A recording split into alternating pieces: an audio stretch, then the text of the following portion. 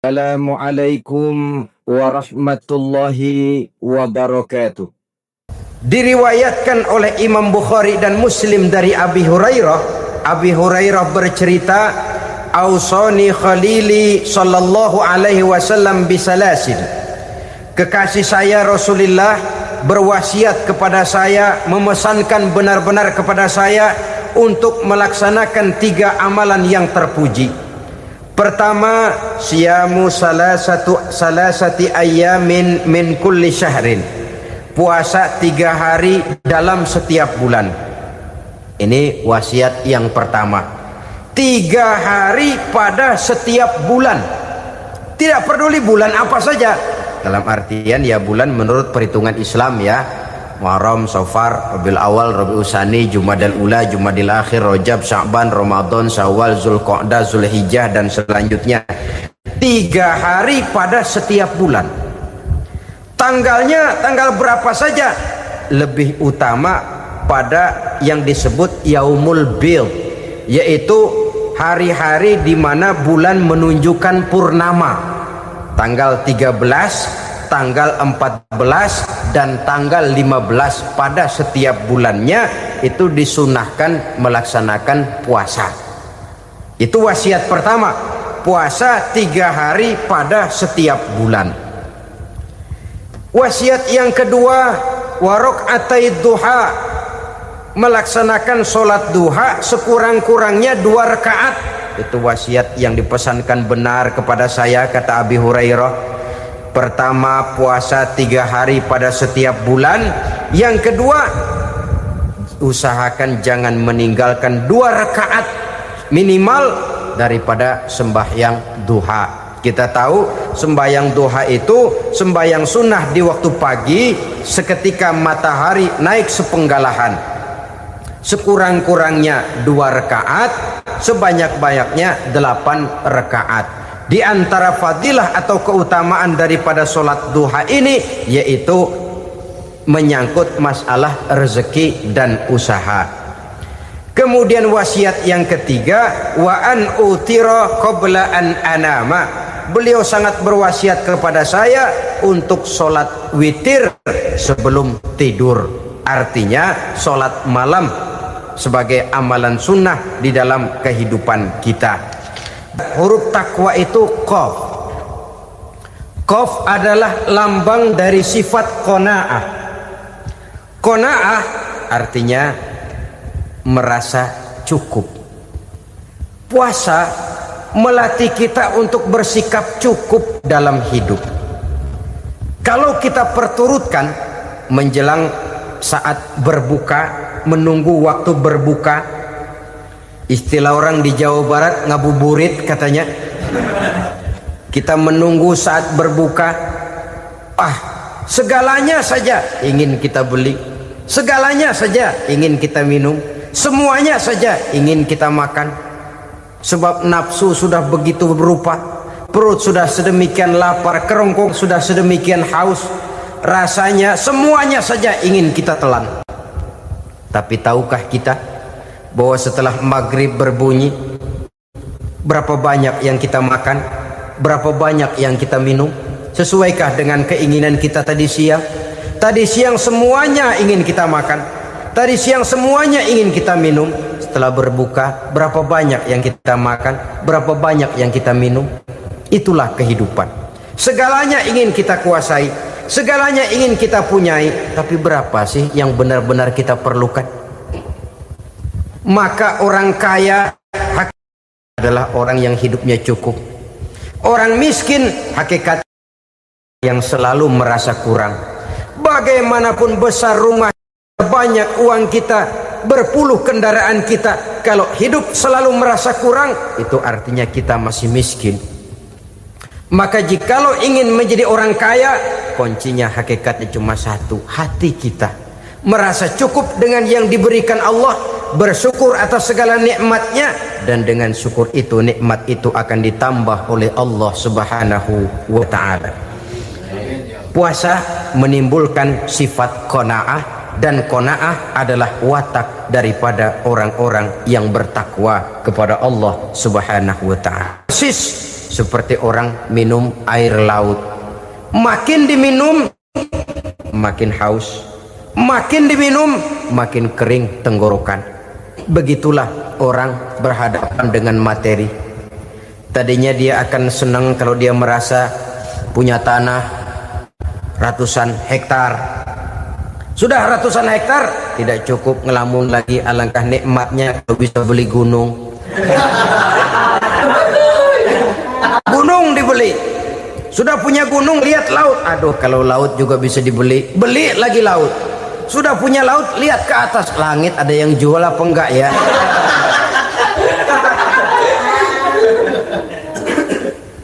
Seperti orang berhadapan dengan air laut yang makin diminum makin membuat kita haus dan makin kering tenggorokan ini. Maka itu harus dihentikan. Sikap untuk menghentikan itu tidak lain adalah dengan sifat qanaah itu tadi. Merasa cukup dengan apa yang diberikan Allah, mensyukuri nikmatnya.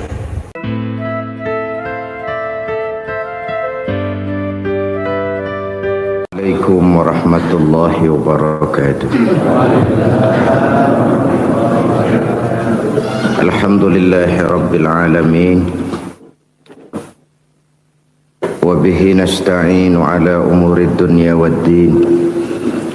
Salatu wassalamu ala ashrafil anbiya wal mursalin Sayyidina wa maulana Muhammadin wa ala alihi wa sahbihi ajma'in, amma ba'du.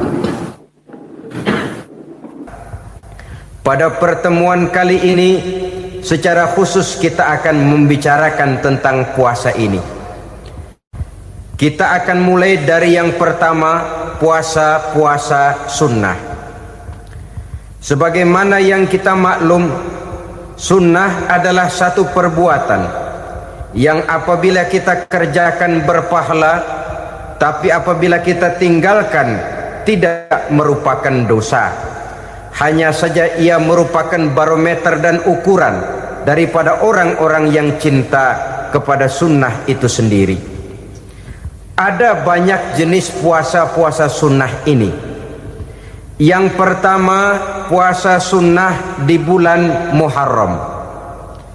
Rasulullah sallallahu alaihi wasallam bersabda, afdalus siyami ba'da Ramadan syahrullahil Muharram, wa afdalus salati ba'dal faridah salatul lail. Diriwayatkan oleh Muslim dari Abi Hurairah. Puasa yang paling utama sesudah puasa Ramadan tidak lain adalah puasa di bulan Muharram. Dan solat yang paling afdol sesudah solat yang wajib adalah solat pada sepertiga malam yang akhir. Puasa di bulan Muharram merupakan puasa sunnah dan mempunyai nilai yang sangat besar dalam pandangan Allah Subhanahu wa ta'ala. Buat mereka yang mampu melaksanakan puasa sunnah di bulan Muharram ini, boleh melaksanakannya selama 10 hari. Hari yang pertama boleh juga 3 hari saja, atau setidak-tidaknya 1 hari daripada bulan Muharram. Yang kedua, puasa 10 hari daripada bulan Zulhijjah.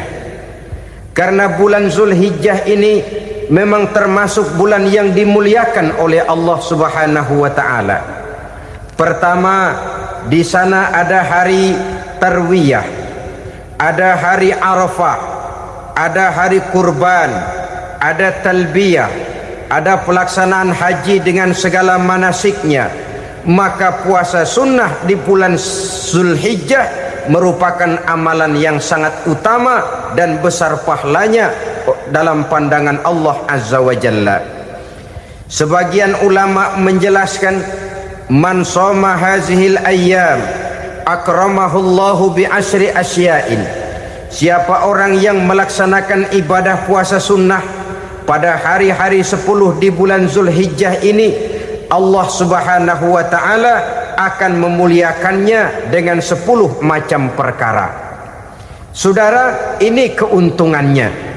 Yang pertama, orang yang puasa di hari-hari 10 bulan Zulhijjah diberikan al-barakah fi umrihi, diberikan keberkahan pada umurnya.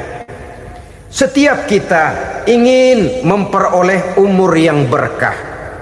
Umur yang berkah itu yang bagaimana? Apa yang jumlahnya panjang? Mungkin. Tetapi yang jelas umur yang berkah ini adalah umur yang bisa dipertanggungjawabkan di hadapan Allah Subhanahu wa taala. Artinya umur yang diisi penuh dengan kebajikan, umur yang diisi dengan segala macam kegiatan ibadah, dan umur yang dengan demikian sungguh pun kita sudah mati, jasad terkubur dalam tanah, nama kita akan tetap hidup, dikenal orang oleh karena kebajikan yang kita kerjakan.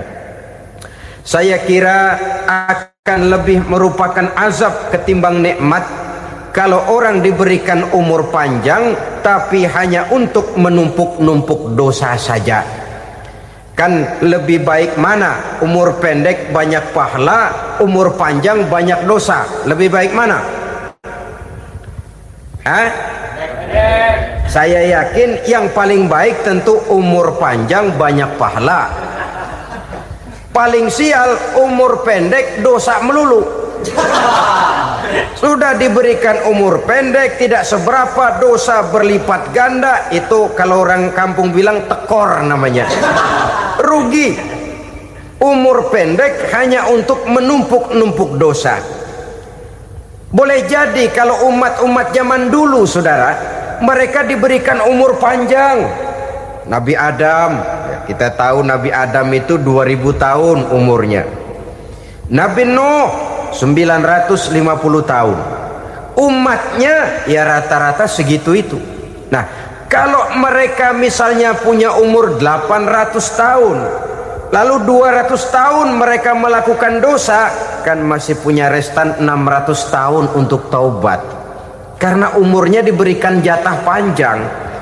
Kita ini oleh Allah Subhanahu wa taala, umat Nabi Muhammad ini umurnya pendek-pendek. Kalau nyontoh Nabi 63 tahun saja. Kalau diberikan 70 tahun umur kita sekarang, itu sudah dapat jatah lebih 7 tahun. Alhamdulillah bahwa Allah memberikan saat-saat, waktu-waktu, tempat-tempat yang punya nilai istimewa, sehingga umur yang pendek ini bisa bernilai panjang, nilai ibadahnya bisa bernilai pahala seperti umat yang berumur panjang dahulu itu. Karena itu manfaatkan umur dengan baik, dan salah satu keberkahan daripada umur akan datang dengan melaksanakan ibadah puasa sunnah. Ini yang pertama. Yang kedua, az-ziyadatu fi malihi, diberikan tambahan hartanya, menjadi orang kaya. Kaya apa? Kaya hati setidak-tidaknya. Karena dengan tekun dan rajin melaksanakan ibadah puasa, yang segera tertanam dalam jiwa seseorang merasakan cukup di dalam kehidupan. Itulah dia orang yang paling kaya, orang yang hidupnya paling cukup. Kalau orang sudah merasa cukup dalam hidupnya, maka itulah dia orang yang kaya. Saudara-saudara kaum muslimin rahimakumullah, puasa sunnah memberikan tambahan harta, usahanya berkembang, dengan demikian membawa keberkahan, hartanya makin bertambah, akan menunjang ibadahnya kepada Allah, lebih memantapkan dan membawa ketenangan dalam hidupnya. Itu termasuk berkahnya melaksanakan puasa sunnah itu.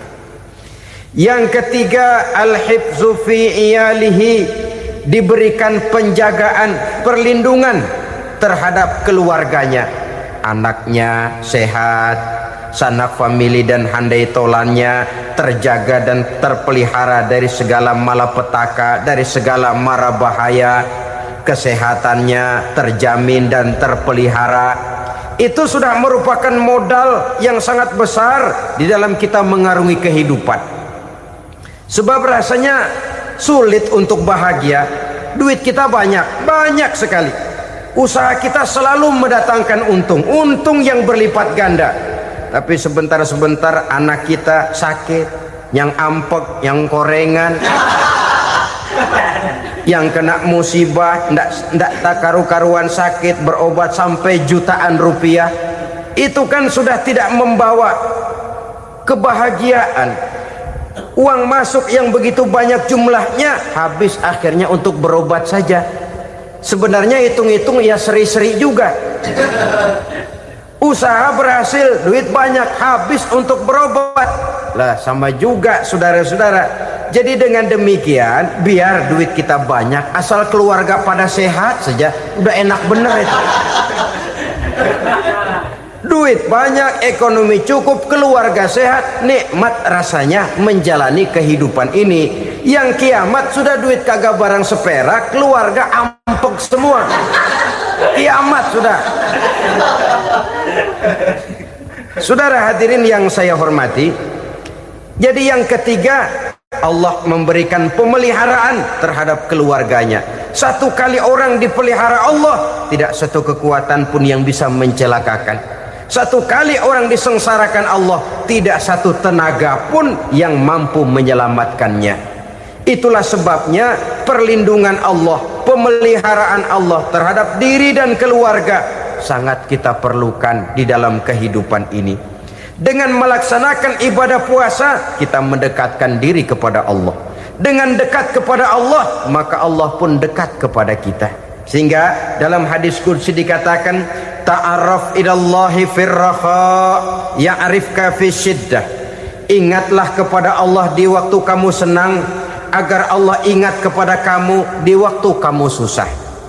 Yang kita laksanakan kadang-kadang sebaliknya. Waktu susah kita ingat Allah, waktu senang kita lupa Allah. Akhirnya nanti pada waktu kita melarat, kebelangsak, susah dan sebagainya, pertolongan tidak akan datang kepada kita.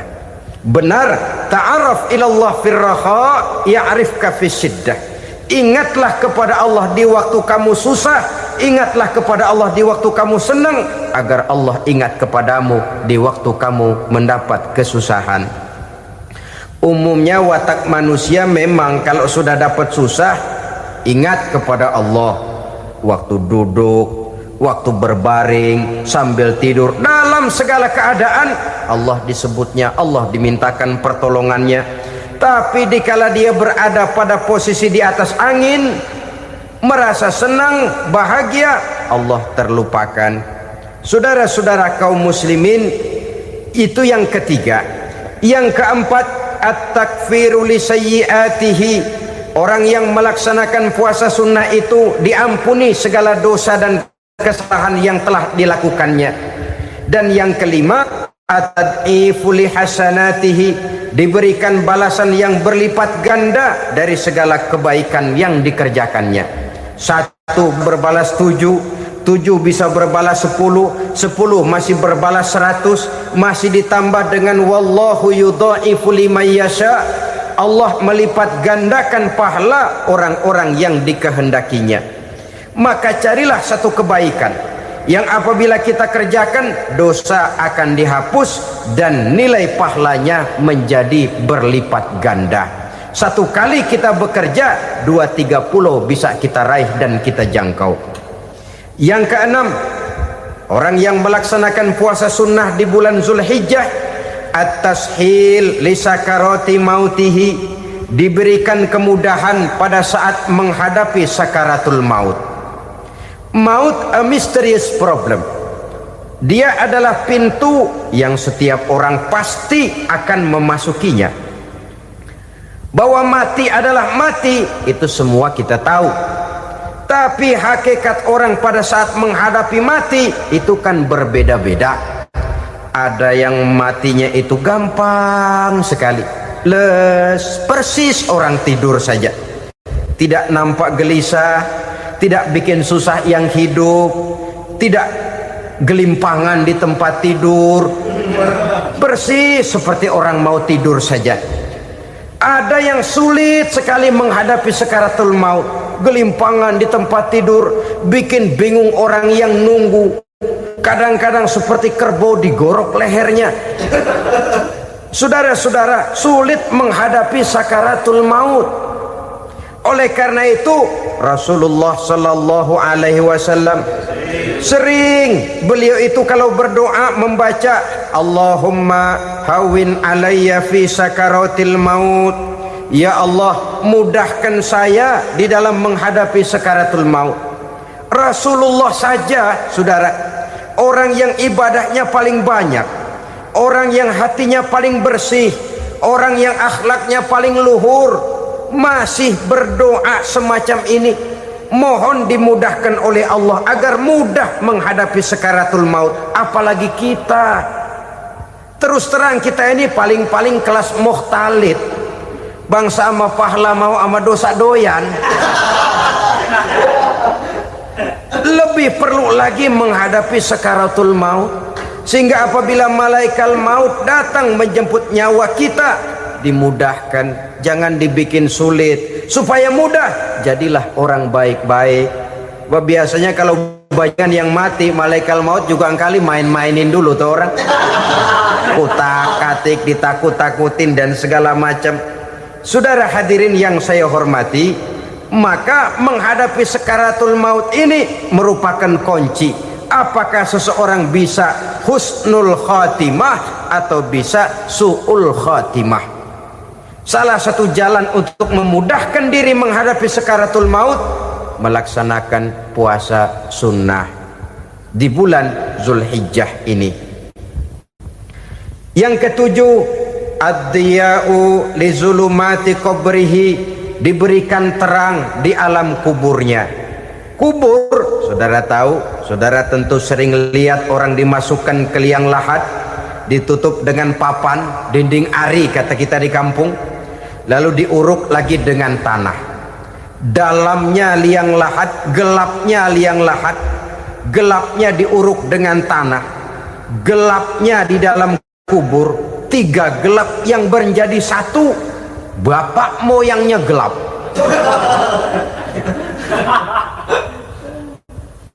Puasa sunnah ini merupakan terang di alam kubur kita nanti. Yang kedelapan, at-tasqil limizanihi, diberikan keringanan pada timbangan di hari akhirat nanti. Bahwa setelah dibangkitkan dari kubur, setiap kita akan menghadapi perhitungan, akan ditimbang segala macam kebaikan dan segala macam kejahatan yang pernah kita lakukan di dalam kehidupan. Orang yang melaksanakan ibadah puasa sunnah, at-tasqilu limizanihi, diberikan keringanan timbangan hari akhiratnya nanti. Yang kesembilan, an-najah minal bala, diberikan keselamatan dari segala macam bencana. Dan yang ke-10, as-su'ud ala darajatihi, diberikan ketinggian, naik derajatnya, derajat di dunia, lebih-lebih lagi derajat di akhirat nanti. Ini keutamaan yang diberikan Allah Subhanahu wa ta'ala kepada mereka yang melaksanakan ibadah puasa 10 hari di bulan Zulhijjah, menurut penjelasan sebagian dari para ulama kita. Jadi setelah puasa Muharram ada lagi puasa Zulhijjah. Kemudian puasa sunnah yang ketiga, puasa sunnah pada hari Senin dan hari Kamis. Apa sumber hukumnya? Diriwayatkan oleh Imam Muslim dari Abi Qatadah, Rasulullah sallallahu alaihi wasallam ditanya tentang puasa pada hari Senin. Kenapa Rasul melakukan itu? Beliau menjawab, zalika yaumu wulidtu fihi wa yaumu bu'istu au unzila alayya fihi. Hari Senin itu adalah hari di mana aku dilahirkan dan hari di mana aku dibangkitkan. Wahyu pertama turun kepadaku pun pada hari itu. Maka sunnah melaksanakan puasa pada hari itu. Adapun hari Kamis, ada hadis yang diriwayatkan oleh Imam Turmuzi dari Abi Hurairah, Nabi bersabda, tu'radul a'malu yaumul isnaini wal khamisi fa uhibbu ay yu'radu amali wa ana sha'im. Disetor amal setiap manusia pada hari Senin dan pada hari Kamis.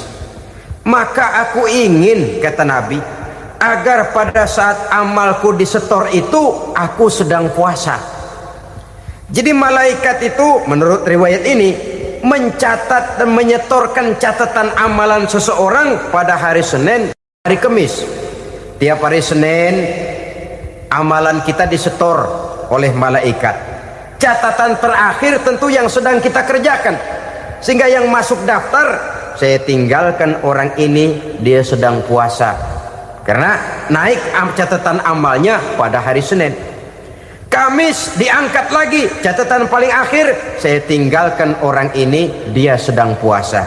Itu makna fa uhibbu ayyurada amali wa ana shaim. Aku senang kalau pada saat amalku disetor, catatan paling akhir aku lagi puasa. Satu keistimewaan.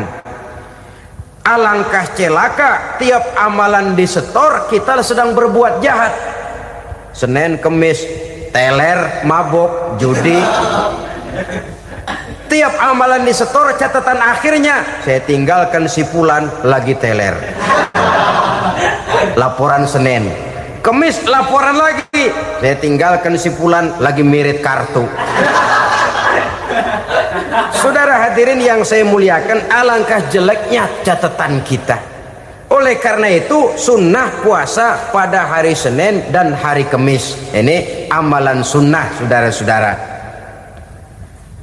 Dan oleh karena ini amalan sunnah, sebagian ulama memberikan penjelasan, walaupun lupa niat, kalau sudah malam itu lupa niat, boleh niatnya sudah siang puasa sunnah ini, dengan catatan dari pagi belum makan apa-apa.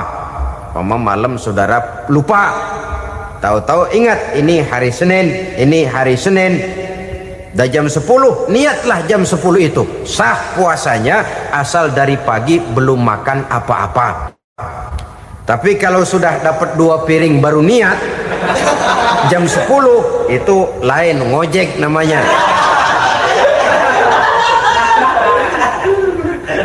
Jadi puasa sunnah yang ketiga, puasa pada hari Senin dan hari Kamis. Yang keempat, puasa jenis sunnah yang keempat, puasa 6 hari di bulan Syawal. Diriwayatkan oleh Imam Muslim dari Abi Ayyub bahwa Nabi bersabda, "Man shoma Ramadhana summa atba'ahu sittan min Syawal kana kasyamid dahri." Barang siapa yang berpuasa di bulan Ramadan kemudian diikutinya dengan 6 hari di bulan Syawal, maka dia seolah-olah seperti orang yang berpuasa 1 abad lamanya. Allahu Akbar. Demikian besar keuntungannya. 6 hari di bulan Syawal sama dengan orang yang berpuasa 1 abad lamanya. Ini fadailul a'mal, saudara-saudara. Jangan diartikan karena menang sudah puasa 6 hari bulan Syawal, Ramadan tahun depannya lantas nggak puasa. Kenapa? Ukurannya sudah 1 abad. Bukan itu pengertiannya. Ini mendorong orang memberikan ganjaran pahala yang sedemikian besar. 6 hari setelah Ramadan, artinya di bulan Syawal. Tidak pada hari pertama Syawal, karena haram hukumnya berpuasa pada hari fitri itu. 6 hari di bulan Syawal. Tinggal lihat yang mampunya saja. Boleh berurutan, boleh tidak berselang-seling, boleh, asal saja jumlahnya 6 hari selama masih bulan Syawal itu. Hari ini 3 hari lagi, 4 hari lagi, diselang-seling atau berurutan, itu juga lebih baik. Puasa sunnah 6 hari daripada bulan Syawal. Kemudian yang kelima, puasa sunnah 3 hari pada setiap bulan.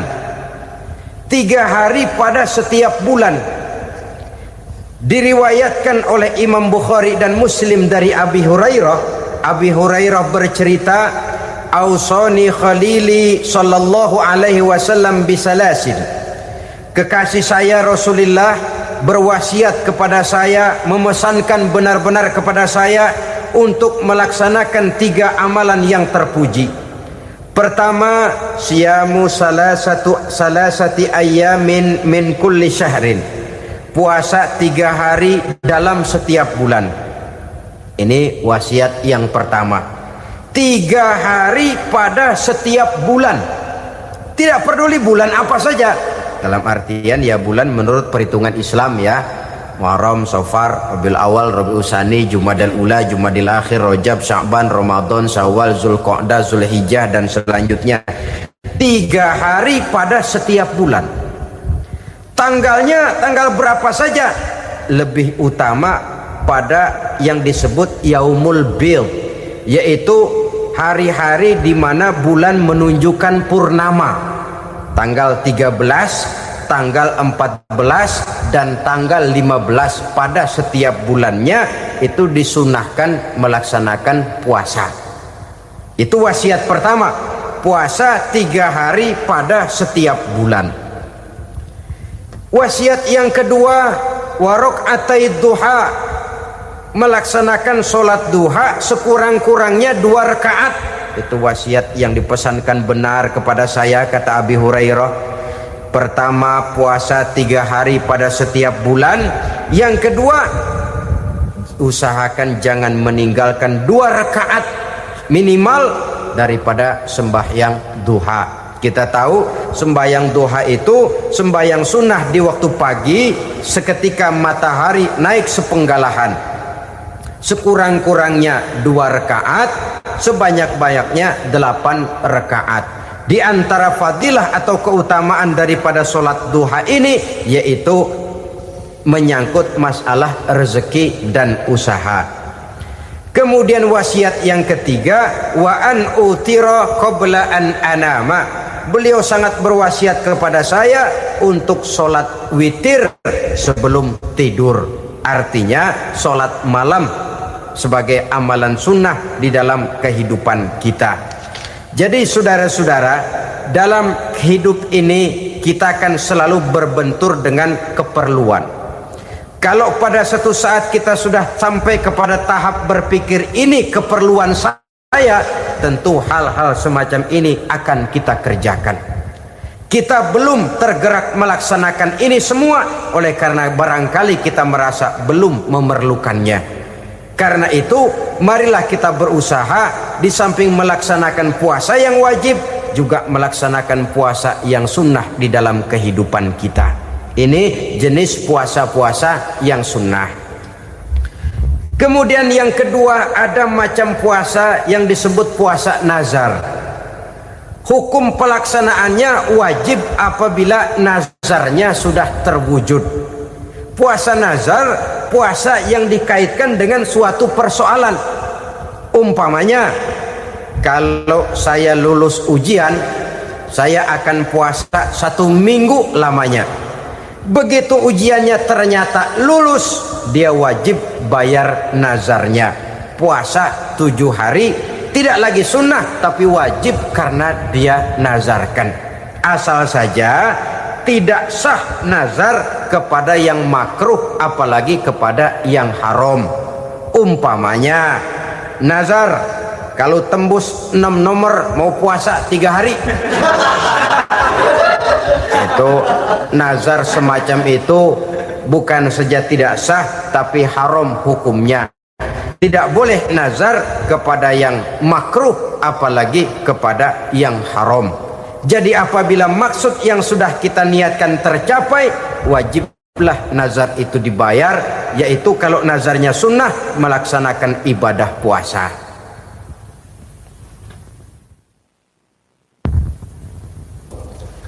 Jenis puasa yang ketiga kita kenal dengan puasa wajib.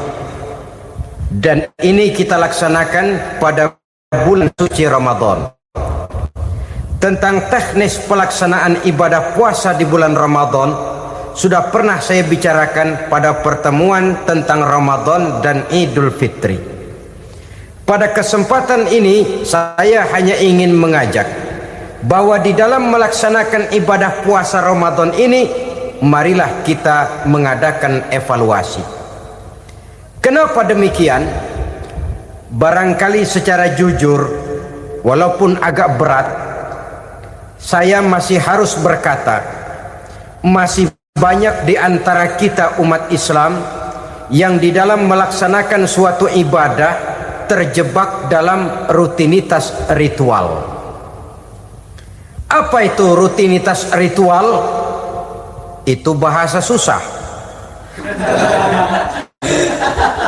Berhubung saya tidak ingin bicara yang susah-susah, kita bicara yang mudah-mudah saja.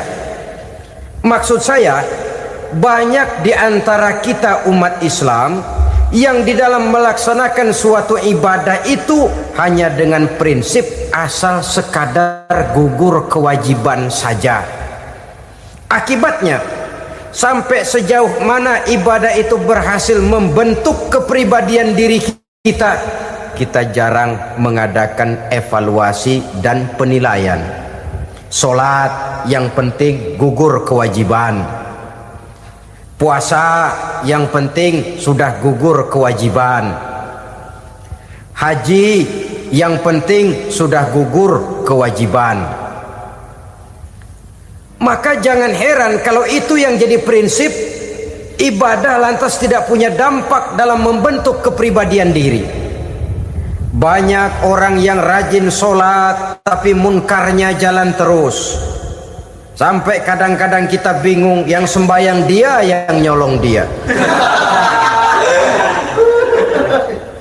Puasanya kelihatannya tekun tapi tidak punya kepekaan sosial. Sama yatim piatu bersifat masa bodoh, sama fakir miskin malah gemes. Tidak lantas tumbuh kepekaan sosial walaupun dia sudah ikut merasakan tidak enaknya lapar dan haus. Ada juga yang sudah haji 4-5 kali mondar-mandir Jakarta Mekah, tapi gaya hidupnya tetap seperti katak di kolong tempurung, picik, sempit pandangan, dangkal hati, tidak terbuka walaupun sudah melihat Islam dalam skala internasional. Yang dia lihat, yang dia saksikan, yang dia pandang tidak sanggup menggugah dan menggubah jiwanya, tidak bisa mewarnai pandangan hidupnya. Inilah akibatnya kalau ibadah hanya dikerjakan dengan prinsip asal sekadar gugur kewajiban. Hasilnya yaitu tadi, hajinya cuma menang topi putih sama serban. Sholatnya cuma prinsip asal gugur kewajiban. Begitu juga puasanya, begitu juga zakatnya dan ibadah-ibadah lainnya. Bukan tanpa satu maksud. Jikalau Allah Subhanahu wa taala memerintahkan kita melaksanakan ibadah puasa di bulan suci Ramadan, bahkan maksud itu sangat pada penghujung ayat yang memerintahkan kita puasa. Ya ayyuhalladzina amanu kutiba alaikumus syiyam kama kutiba alal ladzina min qablikum la'allakum tattaqun. Orang yang beriman diwajibkan atas kamu berpuasa, telah diwajibkan juga kepada orang-orang yang sebelum kamu, la'allakum tattaqun, agar kamu dengan puasa itu menjadi manusia yang bertakwa kepada Allah Subhanahu wa taala. Dengan kata lain, berhasil atau tidak puasa Ramadan kita ini akan nampak takwa kita meningkat atau tidak setelah kita melaksanakan ibadah puasa. Sehingga kalau orang mengatakan Ramadan itu merupakan month of training, bulan latihan, keluar latihan tentu harus semakin naik dan baik gaya kehidupan kita. Jadi tujuan utama daripada pelaksanaan ibadah puasa adalah untuk membentuk manusia yang bertakwa. Nah, takwa itu kata Imam Qusairi hurufnya ada 4. Ta, qaf, wawu, ya. Masing-masing huruf ini simbol dari pribadi orang yang bertakwa, bina dan dibentuk oleh pelaksanaan puasanya. Mari kita lihat. Huruf ta adalah lambang dari sifat tawadhu, rendah hati. Orang yang bertakwa, orang yang tidak mempunyai sifat sombong. Puasa menanamkan kita kesadaran terhadap kelemahan, terhadap keterbatasan, terhadap segala ketidakmampuan yang kita miliki. Ya Allah, baru sehari nggak kena makan, nggak kena minum, sudah begini lemesnya. Puasa memang, kalau pagi orang masih sehat, masih terdorong oleh sahur, siang masih lumayan, tapi zuhur ke atas biasanya mulai sikap lemah manusiawi, keterbatasan kekuatan biologis itu mulai nampak. Dari sini tanam satu kesadaran, kalau begitu apa yang mau disembuhkan di hadapan Allah? Kaya, siapa sih orang paling kaya? Ilmu, siapa sih orang paling pintar? Pangkat, siapa sih orang paling tinggi jabatannya? Dari sifat semacam ini lahir introspeksi, rasa mawas diri, timbul sifat tawaduknya, rendah hatinya, tidak melonjak menjadi angkuh dan sombong lantaran sedikit kemampuan dan kekuatan yang dimilikinya. Lalu untuk sikap yang lebih jauh, terwujudlah, terbentuklah apa yang dinamakan stabilitas temperatur batin. Orang tetap konstan menjaga nilai-nilai idealisme yang pernah dimilikinya. Dia mulai dengan adil, dia berjalan tetap dengan keadilan, dan dia berakhir juga tetap dalam keadilan. Jangan mulainya adil, tengahnya setengah adil, di akhirnya malah zolim sama sekali. Ini tidak punya stabilitas temperatur batin. Kan banyak orang begitu toh. Mulanya benar, belakangan mau benar sendiri. Mulanya sudah rela berkorban buat kepentingan orang banyak, belakangan malah selalu mengorbankan kepentingan orang banyak. Waktu di bawah rajin baca ayat kursi, dapat kursi lupa ayat. Stabilitas temperatur batin, tertipu oleh perasaan seolah-olah situasi dan kondisi sudah serba memungkinkan, sudah serba menguntungkan.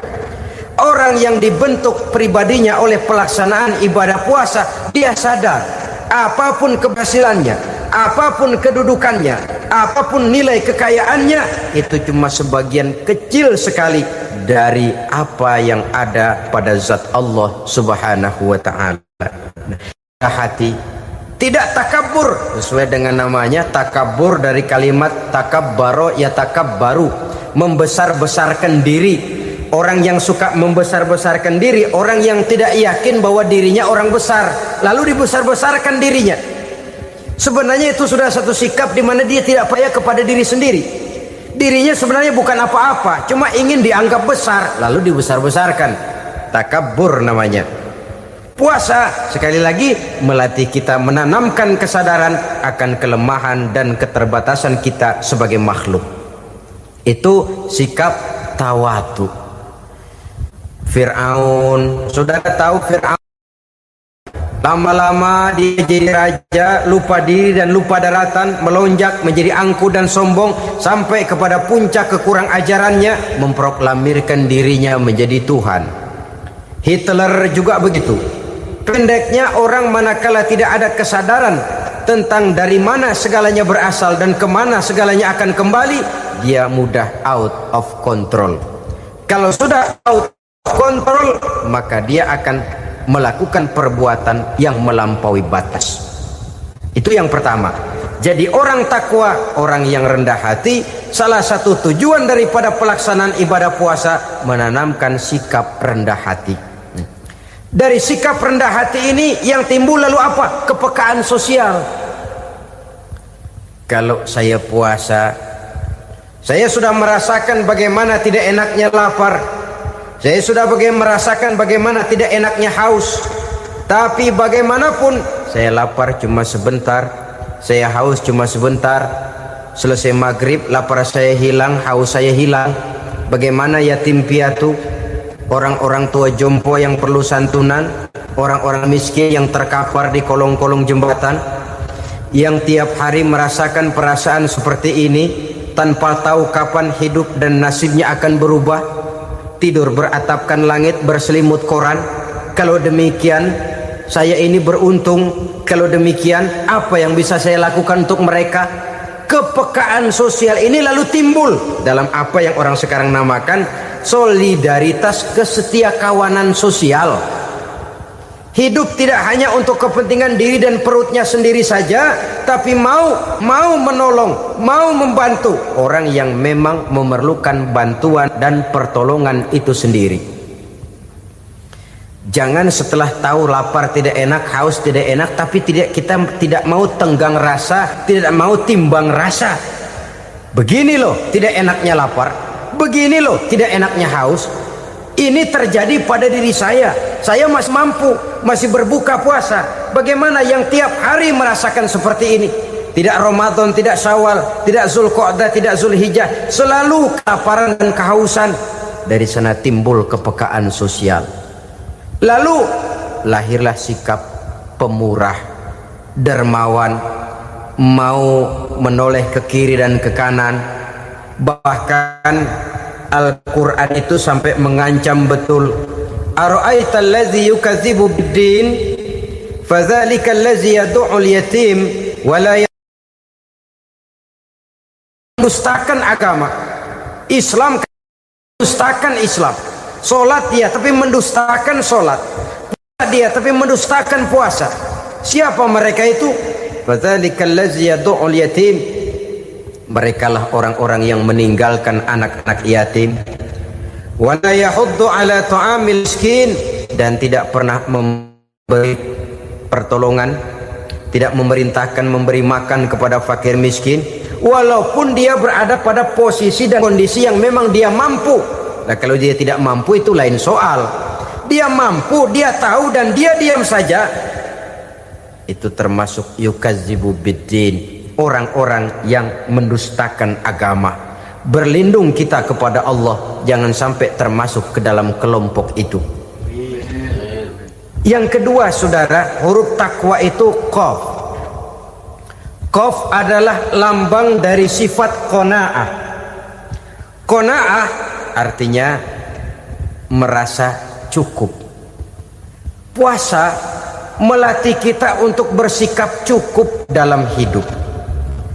Kalau kita perturutkan menjelang saat berbuka, menunggu waktu berbuka, istilah orang di Jawa Barat ngabuburit katanya, kita menunggu saat berbuka, segalanya saja ingin kita beli, segalanya saja ingin kita minum, semuanya saja ingin kita makan, sebab nafsu sudah begitu berupa.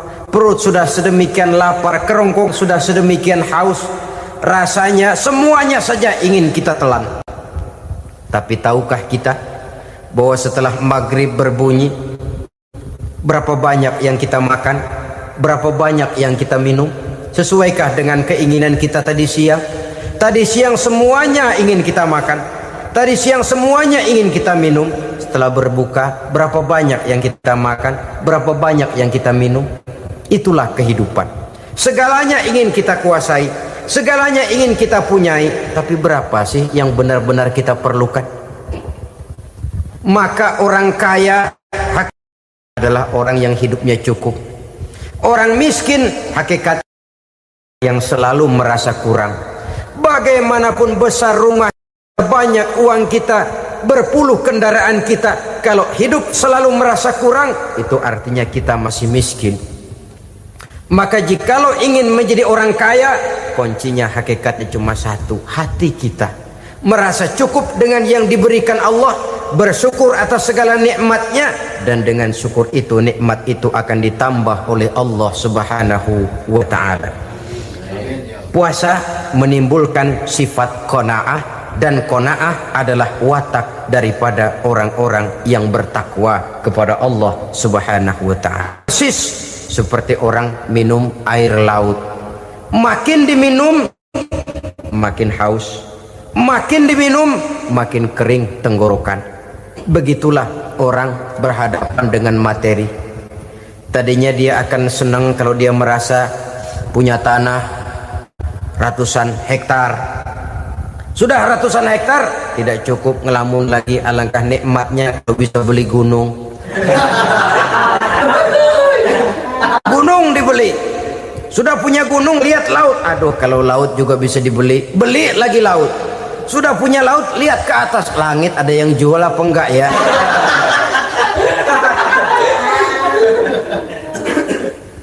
Seperti orang berhadapan dengan air laut yang makin diminum makin membuat kita haus dan makin kering tenggorokan ini. Maka itu harus dihentikan. Sikap untuk menghentikan itu tidak lain adalah dengan sifat qanaah itu tadi. Merasa cukup dengan apa yang diberikan Allah, mensyukuri nikmatnya. Itu yang kedua. Yang ketiga, pada kalimat takwa ada huruf wawu. Wawu adalah simbol dari sifat wara dengan ain. Wara, orang yang terpelihara dirinya baik dari yang syubhat, lebih-lebih dari yang haram. Syubhat, saudara tahu, barang yang remeng-remeng.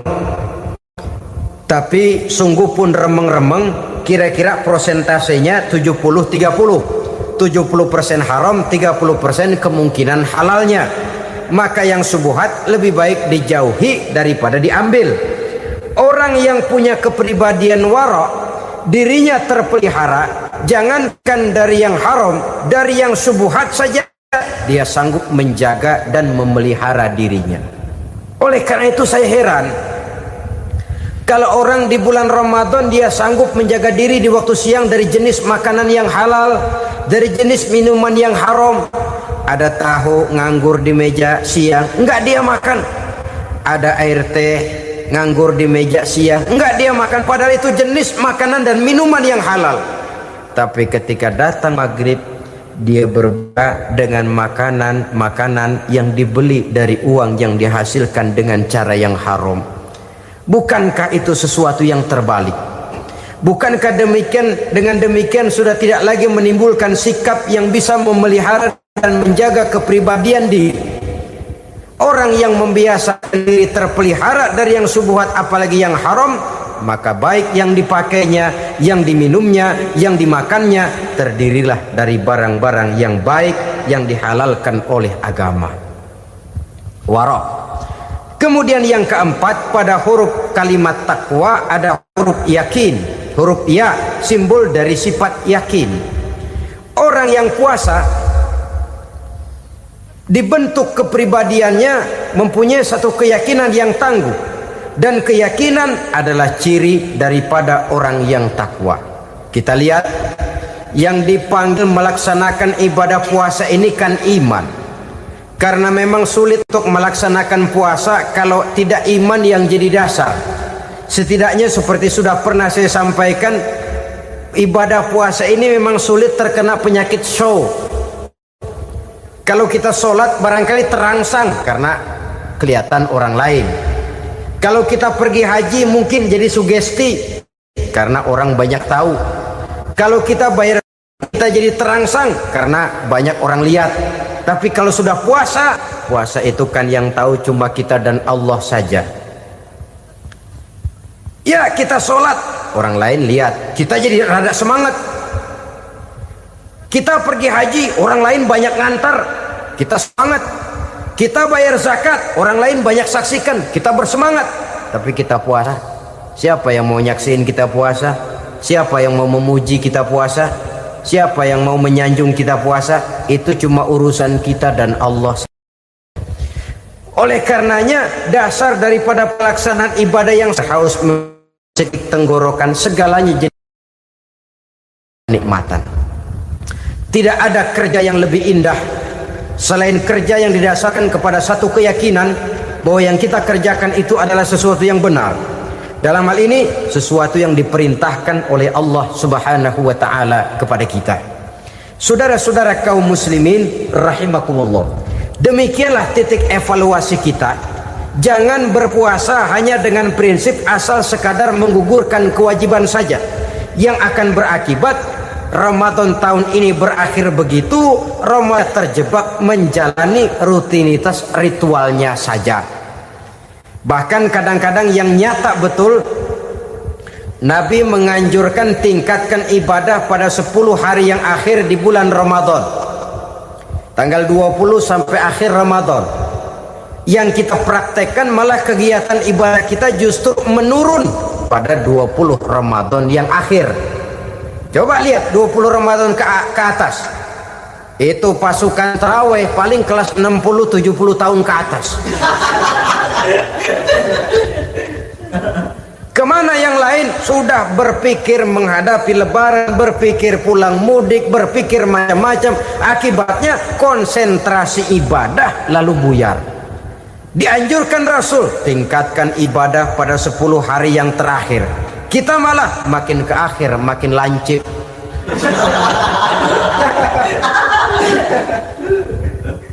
Saudara-saudara kaum muslimin rahimakumullah, kita terjebak oleh sesuatu yang sementara, oleh sesuatu yang bersifat kulit, lalu meninggalkan isinya. Padahal jikalau kita tidak mengisi Ramadan dengan kegiatan ibadah, berarti kita tidak keluar dari Ramadan dengan jiwa yang baru yang sudah ditempa oleh pengalaman ibadah di bulan Ramadan. Artinya kita tidak kembali kepada fitrah, kesucian seperti saat kita dilahirkan. Lalu kalau kita tidak kembali kepada fitrah, apa yang mau kita rayakan pada Idul Fitri itu? Di mana letak kegembiraan kita? Di mana letak kebahagiaan hati? Kembalikah kita kepada fitrah? Tidak. Benarkah puasa yang kita kerjakan? Kelihatannya juga tidak. Adakah dampak dari pelaksanaan ibadah dalam pribadi kita? Tidak. Kadang-kadang Ramadan selesai malah teriak merdeka.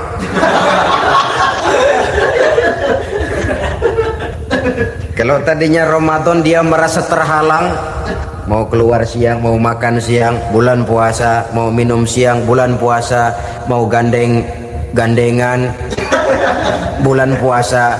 Ramadan selesai, kibarin bendera, teriak merdeka.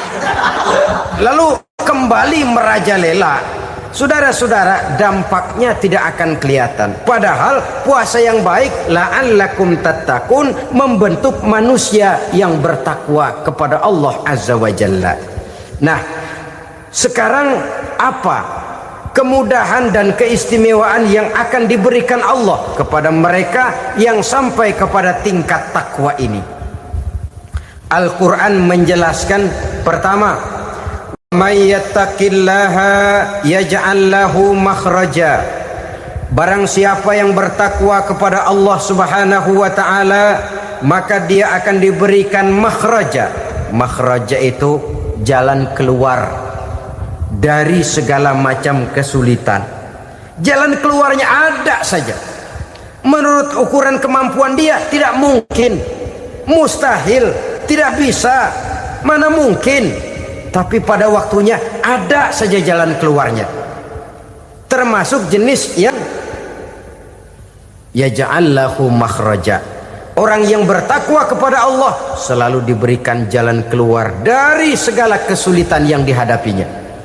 Siapa sih orangnya yang tidak pernah sulit dalam hidup ini? Siapa orang yang tidak pernah mengalami kesulitan?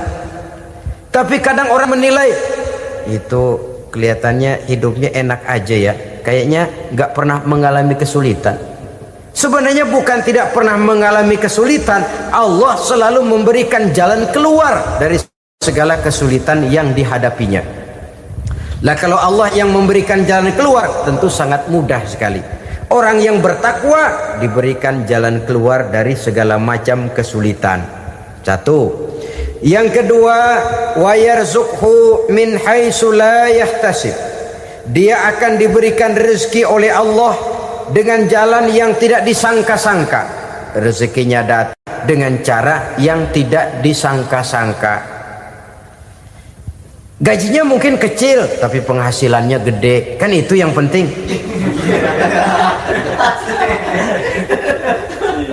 Gaji dan penghasilan kan lain tuh. Boleh jadi gaji kecil, asal penghasilan gede, kan nikmat hidup itu. Nah, penghasilan ini ada yang bisa kita perkirakan. Bisa kita perkirakan. Misalnya gaji itu tadi. Kalau saya kerja, gaji saya begini. Ada rezeki yang masuk jenis min haitsu la yahtasib. Tidak kita sangka-sangka, tidak kita duga-duga, tahu-tahu ada saja rezeki. Datang orang bawa persoalan yang mendatangkan hasil. Sebab rezeki, jodoh, maut memang seperti bayangan. Kita uber-uber dia lari, kita diem dia diem. Kan gemesin itu. Bayang-bayang itu begitu kita kejar, dia lari. Rezeki juga begitu. Kita diam, dia diam. Setengah mati yang namanya rezeki kita cari, kita uber, ngobek sampai ratusan bohong kita kerjain. Tapi memang belum waktunya, ya sulit untuk tembus. Tapi kadang-kadang giliran kita nongkrong di rumah, datang orang bawain rezeki. Itulah yang namanya rezeki. Tapi ini untuk orang yang bertakwa. Kalau tidak punya kredibilitas takwa, jangan lalu pakai ayat ini. Diberikan Allah dengan rezeki dengan jalan yang tidak disangka. Kan ada ayatnya dah. Kita mah manteng aja di rumah dah. Ntar juga tuh rezeki datang. Ini fasilitas yang diberikan kepada orang yang wa may yattaqillah, bertakwa kepada Allah, yarzuqhu min haitsu la yahtasib, diberikan rezeki dengan cara yang tidak disangka-sangkanya. Maka kadar ketakwaan jangan membuat kita buruk sangka. Tuh orang ya nggak kemana-mana, duitnya ada aja. Kalau dia takwa, Allah berikan jalan keluar. Yang lantas ngelihat kiai orangnya ahli ibadah, ilmunya tinggi, akhlaknya luar biasa, takwanya tinggi, rezekinya lancar, lalu husnuzon nih kiai nggak kemana-mana, duitnya banyak, miara tuyul kali ini. Itu termasuk jaminan Allah yang masuk kategori min haitsu la yahtasib. Yang ketiga, yaj'al lahu min amrihi yusra, dimudahkan segala urusannya. Dimudahkan segala urusannya. Kemudian yang keempat, yukaffir anhu sayyiatihi wa yu'azzim lahu ajra, diampuni segala kesalahannya dan dibesarkan pahala kebaikan yang dikerjakannya. Maka mudah-mudahan puasa yang kita kerjakan mengantarkan kita kepada ketakwaan kepada Allah, dan takwa membuka janji Allah kepada kita di dalam kehidupan ini. Sementara masa depan yang paling pasti adalah akhirat. Jika untuk masa depan dunia kita rela memeras keringat, membanting tulang, pergi pagi dan pulang petang, menyimpan uang, menyimpan tanah, menyimpan pabrik, pernahkah kita merenung jika satu saat kiamat datang, kita dibangkitkan dari kubur masing-masing, berdiri di padang mahsyar untuk mempertanggungjawabkan seluruh kegiatan hidup kita di dunia ini? Lalu kita akan menuju ke alam akhirat. Sudahkah kita mempunyai simpanan untuk akhirat kita? Pada pertemuan kali ini saya ingin menyampaikan sebuah hadis di mana Rasulullah sallallahu alaihi wasallam bersabda, arba'un min kanzil jannah. Simpanan sorga ada 4 macam. Yang pertama, ikhfa'us sadaqah, menyembunyikan sedekah. Saudara-saudara kaum muslimin, sebagaimana yang kita maklum bahwa Allah Subhanahu wa taala melebihkan sebagian rezeki dari kita terhadap yang lain. Ada yang kaya, ada yang setengah kaya, ada yang miskin, ada yang setengah miskin, dan selanjutnya. Ada yang gajinya kecil tapi penghasilannya gede. Ada yang penghasilannya gede tapi nggak punya gaji. Ada juga yang memang gajinya gede dan penghasilannya gede. Kelebihan rezeki merupakan sunnatullah dan tidak harus membuat kita merasa lebih dari yang lain. Bahkan sebaliknya, kelebihan itu harus membuat kita ringan tangan untuk menolong mereka yang memang memerlukan pertolongan. Kalau saudara diberikan ilmu, maka pertanyaan akhirat cuma satu: ilmumu kau amalkan untuk apa? Kalau saudara diberikan umur yang panjang, pengadilan akhirat juga bertanya satu: umurmu kau habiskan di mana? Tapi kalau saudara diberikan harta, pengadilan akhirat akan bertanya dua: hartamu kau dapat dari mana, kau belanjakan kemana? Dari mananya ditanya dan kemananya juga ditanya.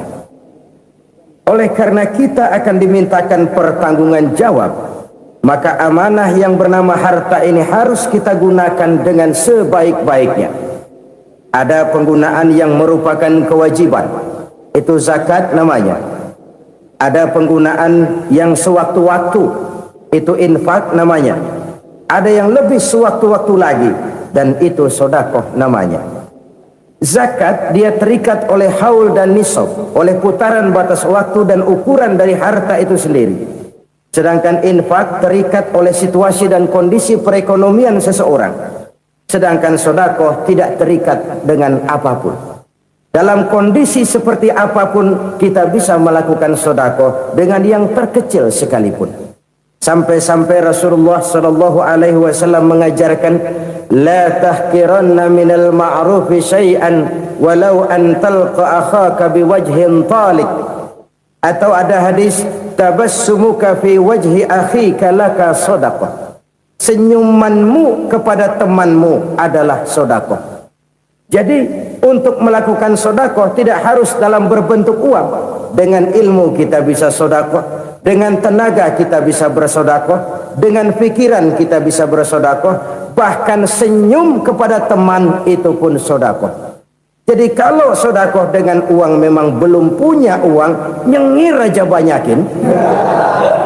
Itu asal pada tempatnya, jangan lalu ketemu tiang listrik cengengesan. Tentu tidak pada tempatnya dan tidak wajar. Nah, sedekah yang paling dicintai Allah adalah sedekah yang disembunyikan. Artinya jauh dari sifat riya. Kan kadang-kadang ada orang sedekah itu disebutkan namanya. Apa tidak bagus? Kalau memang niatnya ikhlas, ya bagus-bagus saja. Untuk memberikan sugesti kepada yang lain. Si Fulan bin Fulan nyumbang sekian, diumumkan. Boleh kalau niatnya untuk memberikan rangsangan kepada yang lain supaya dia menyumbang lebih besar dari orang tadi.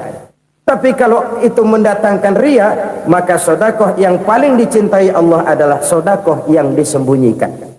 Tangan kiri saja tidak tahu apa yang diberikan oleh tangan kanan. Sedekah yang dilakukan dengan ikhlas akan merupakan perbendaharaan surga, tersembunyi dari pandangan orang lain, tidak seorang pun tahu. Karena memang sikap yang baik adalah melupakan kebaikan dan mengingat kesalahan. Itu salah satu ciri orang bahagia. Orang yang selalu mengingat kesalahannya dan berusaha melupakan segala kebaikannya.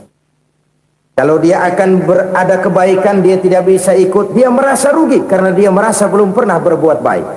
Tapi kalau akan melakukan kesalahan baru, dia ingat kesalahan yang sudah-sudah, sehingga terhalang baginya untuk melakukan satu kesalahan baru. Demikianlah saudara-saudara, bahwa Allah melebihkan rizki sebagian kita dari yang lain, agar terjadi tolong-menolong dalam kehidupan ini. Jadi kesenjangan yang nature, kesenjangan yang alami itu sunnatullah. Ada yang kaya, ada yang miskin, ada yang kelas menengah. Nah, kenapa lalu sekarang kita berusaha mengentaskan kemiskinan? Oleh karena adanya kesenjangan struktural. Kalau yang kaya bisa semakin kaya, kenapa yang miskin tidak bisa naik jadi ikut sedikit kaya? Sebab pada dasarnya Islam adalah agama yang sejak turunnya sudah berupaya memerangi kemiskinan. Bahkan dikatakan kemiskinan itu mendekatkan kepada kekufuran. Orang kalau miskin udah dekat banget sama kafir. Gampang menjadi kafir. Berapa banyak saudara-saudara kita yang oleh karena soal perut, oleh karena soal materi, terpaksa meninggalkan dan menanggalkan akidahnya. Menjual petunjuk yang diberikan Allah dengan kesenangan dunia yang cuma sebentar ini. Na'udzubillah thumma na'udzubillah. Jadi makin kita sembunyikan satu sedekah, semakin banyak perbendaharaan kita di surga. Sedekah yang paling dicintai Allah adalah sedekah yang disembunyikan. Malahan ada seorang sufi, dia punya kebiasaan kalau pergi sholat Jumat dia bawa uang, itu uang dia taruh di bawah tikar masjid. Dia niat sedekah kepada siapa saja yang nemuin itu duit. Maksudnya apa? Supaya yang nemuin nggak tahu siapa yang punya duit. Demikian dia saking ingin menyembunyikan sedekahnya. Karena sifat ria itu bisa memakan amal kita sendiri. Ria itu termasuk menyebut-nyebut kebaikan kita. Orang yang suka nepuk dada, sedikit-sedikit ngitungnya kalau enggak gua. Tuh kalau enggak gua tuh. Tuh yang belas itu kalau enggak gua, kalau enggak gua. Iya kalau enggak lu kenapa emang? Orang yang suka menepuk jasad. Tuh, biasanya memang begitu saudara-saudara. Kalau perang lagi berkecamuk, orang nggak sempat ngaku jadi pahlawan. Tapi begitu perang selesai, yang kagak kenal bedil ngaku pahlawan, mas.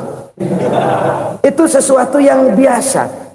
Oleh karenanya, orang-orang yang ikhlas dalam bersodako, disembunyikannya sodako itu, Allah cinta betul.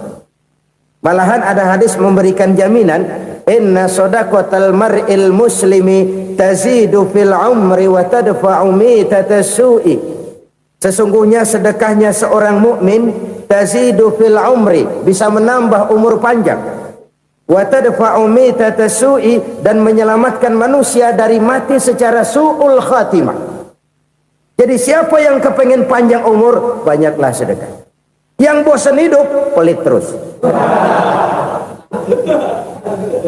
Sedekah menambah panjang umur dan menyelamatkan manusia dari mati secara su'ul khatimah. Pak, katanya umur itu nggak bisa ditambah, nggak bisa dikurangin. Kapan? Kalau ajal sudah datang. Fa idza jaa ajaluhum la yastakhiruna sa'atan wa la yastakdimun. Kalau ajal datang tidak bisa dimajukan, tidak bisa dimundurkan. Itu kalau ajal sudah datang. Tidak bisa lagi umur ditambah dikurangi, sudah datang. Tapi kalau belum datang, itu kan haknya Allah. Mau ditambah, mau dikurangi, hak prerogatif Allah. Sebagai pencipta manusia, Allah maha kuasa dan maha mampu. Sedekah ini menambah panjang umur dan menyelamatkan manusia dari mati secara su'ul khatimah. Itu orang mati kan sama ya, kondisinya mati, nggak nafas. Tapi hakikat mati kan lain-lain. Ada yang mati itu husnul khatimah, baik akhirnya. Misalnya lagi ngaji mati, lagi sholat mati, lagi sedekah mati. Ini yang dinamakan dengan husnul khatimah, baik di akhirnya. Sebaliknya ada yang su'ul khatimah, jelek di akhirnya. Ini yang jadi catatan akhir. Lagi nyekek botol, mampus. Lagi banting kartu, modar. Su'ul khatimah, jelek pada akhirnya. Sedekah menyelamatkan manusia dari mati secara su'ul khatimah. Dan kita semua kepengen mendapat husnul khatimah, jauh dari su'ul khatimah. Oleh sebab itu yang bisa menyelamatkan kita dari penyakit itu antara lain adalah sodakoh yang disembunyikan, yang dikerjakan dengan ikhlas karena Allah, tidak karena kepengen dipuji orang, tidak karena ingin dikatakan orang pemurah. Sebab orang dermawan itu orang yang memberi tanpa harus diminta. Kalau masih harus diminta, ya belum dermawan namanya, masih harus diminta. Kalau nggak diminta ya tulus, lolos, polos. Saudara-saudara kaum muslimin rahimakumullah, harta adalah amanat dan akan kita pertanggungjawabkan. Allah melebihkan rizki sebagian kita dari yang lain agar kita saling tolong menolong, bantu membantu. Nabi janjikan, siapa yang meringankan beban saudaranya muslim di dunia, Allah akan meringankan bebannya di akhirat nanti. Sebuah jaminan dari baginda Nabi. Si orang yang kita bantu barangkali tidak bisa membalas, Allah yang akan membalas lewat jalan lain yang tidak pernah kita sangka-sangka. Ada orang tanya, Pak, ini ada orang nyumbang masjid sambil marah-marah, bagaimana? Saya bilang sumbangannya aja ambil, marahnya jangan. Marahnya jangan diambil, itu urusan dia. Saudara-saudara kaum muslimin rahimakumullah, umat Islam ini kan umat yang punya potensi besar. Kadang kita merenung, kenapa kadang-kadang pembangunan masjid kok lambat sekali? Kalau hotel hari ini peletakan pertama, bulan depan peresmian. Supermarket hari ini peletakan batu pertama, minggu depan peresmian. Tapi kalau sudah yang namanya masjid, kadang-kadang peletakan batu pertama sekaligus jadi batu terakhir. 3 tahun, 4 tahun, campur nebar jalak di jalanan, duit dijaring kayak ikan sepat. Apa tidak ada orang Islam yang kaya? Banyak. Apa tidak ada pengusaha muslim yang jadi konglomerat? Ada. Lalu yang belum banyak itu yang komit terhadap nilai-nilai agamanya. Akhirnya kita jatuh jadi umat yang lemah. Belum ada pengusaha konglomerat muslim buka pabrik supermi cap beduk misalnya umpamanya atau pabrik kecap cap sorban supaya identitas keislamannya sedikit kelihatan. Kita jatuh jadi umat yang lemah karena potensi tidak terinventarisir dengan baik. Kita ini ibarat kompor yang cuma matengin nasi orang lain. Potensi kita dimanfaatkan oleh orang lain. Ukhuwah Islamiyah kita baru terbatas kepada silaturahmi. Ukhuwah di bidang ekonomi kita lemah. Ukhuwah di bidang kebudayaan kita lemah. Apalagi ukhuwah di bidang politik kita lebih rapuh lagi. Padahal ukhuwah itu adalah totalitas kehidupan manusia, menyangkut ipolexosbud, memerlukan nilai-nilai ukhuwah. Jadi oleh karena itu mari kita menyadari di dalam harta kita, walaupun kita yang cari pergi pagi pulang sore peras keringat banting tulang, di sana ada harta anak yatim, di sana ada hak masjid, di sana ada hak pesantren, di sana ada hak jihad. Berbahagialah seseorang apabila dia oleh Allah dijadikan keran itu menyimpan air, tapi tidak untuk dirinya, tapi disalurkannya kepada mereka yang memang memerlukannya. Saudara-saudara kaum muslimin rahimakumullah, ini yang pertama. Jadi perbendaharaan surga adalah menyembunyikan sedekah. Orang lain nggak tahu, kita pun nggak pernah ngitung-ngitung. Kita anggap lewat begitu saja, padahal itu deposit akhirat. Satu. Yang kedua, perbendaharaan surga itu apa? Wa kitmanul musibah, menyembunyikan kesulitan. Kadang orang takut menghadapi kesulitan, tapi makin kita merenung, hidup ini kan sebenarnya urusan. Takut sama urusan ya jangan hidup. Tandanya orang hidup itu kalau punya urusan. Urusan melupakan problem, problem sering menimbulkan kesulitan. Kesulitan bukan untuk ditakuti, tapi untuk diatasi dan dicarikan jalan keluarnya. Siapa sih orangnya yang nggak pernah sulit-sulit? Makin tinggi status sosialnya, makin gede urusannya. Makin tinggi kualitas imannya, makin berat tingkat kesulitannya. Cuma memang yang namanya enak itu seperti pelangi. Biang lala itu nggak pernah di atas kepala kita, di atas kepala orang melulu. Lo sih enak lo, kata kita. Dia juga bilang yang enak kan lo. Pelangi itu nggak pernah di atas kepala kita. Kata tukang beca, aduh enak ya naik Mercy.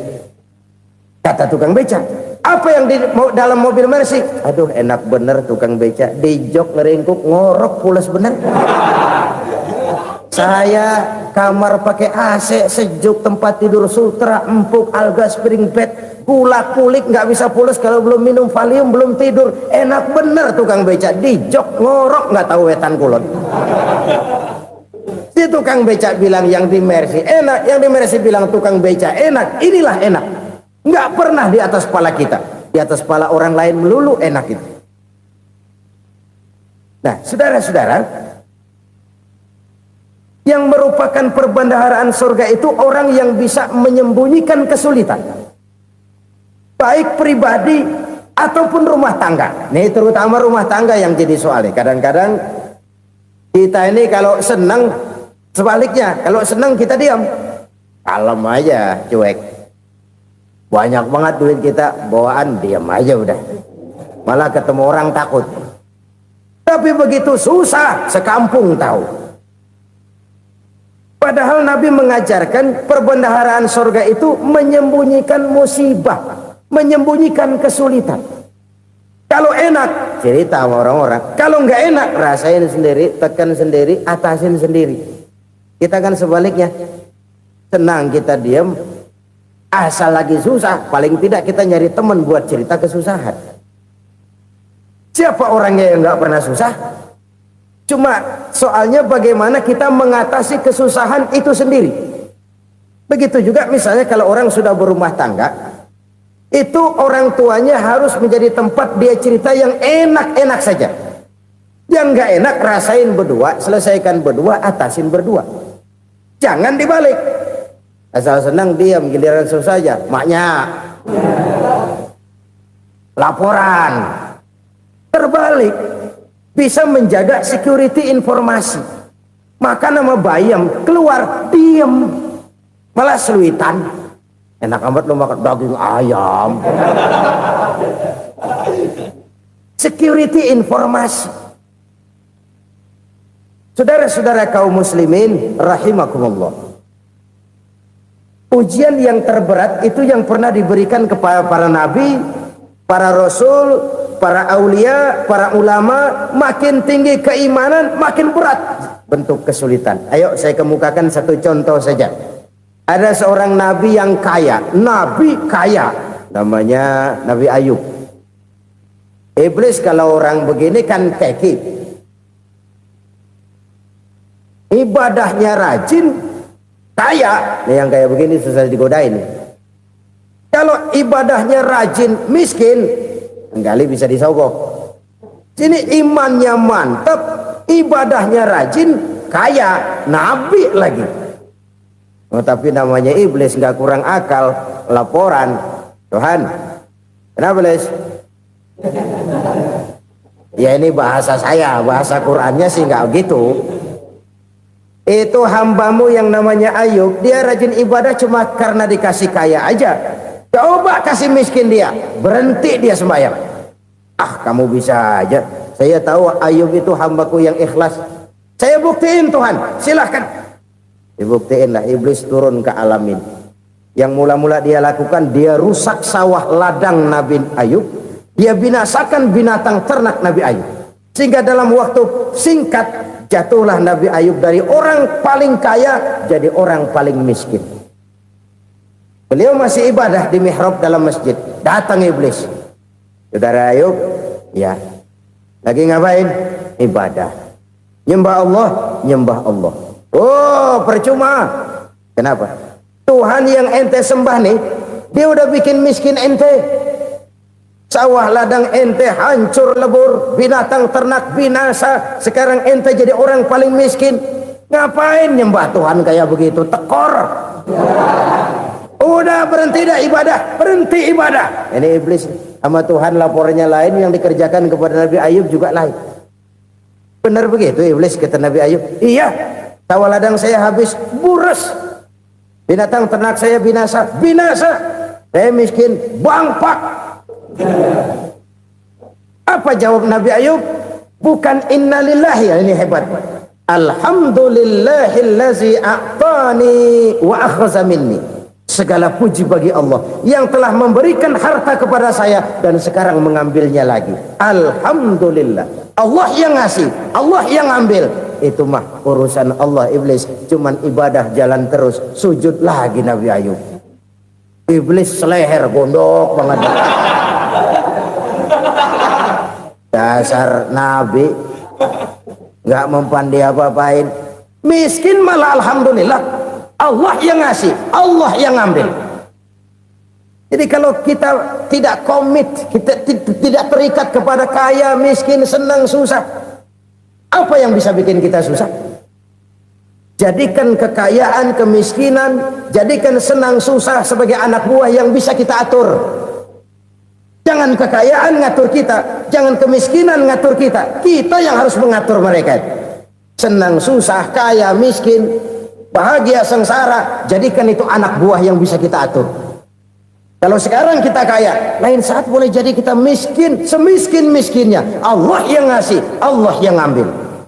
Tenaga mana yang bisa menghalangi? Ibadah jalan terus. Iblis makin gondok. Dasar nabi loh. Akhirnya apa? Nabi Ayub dikerjain, diberikan penyakit.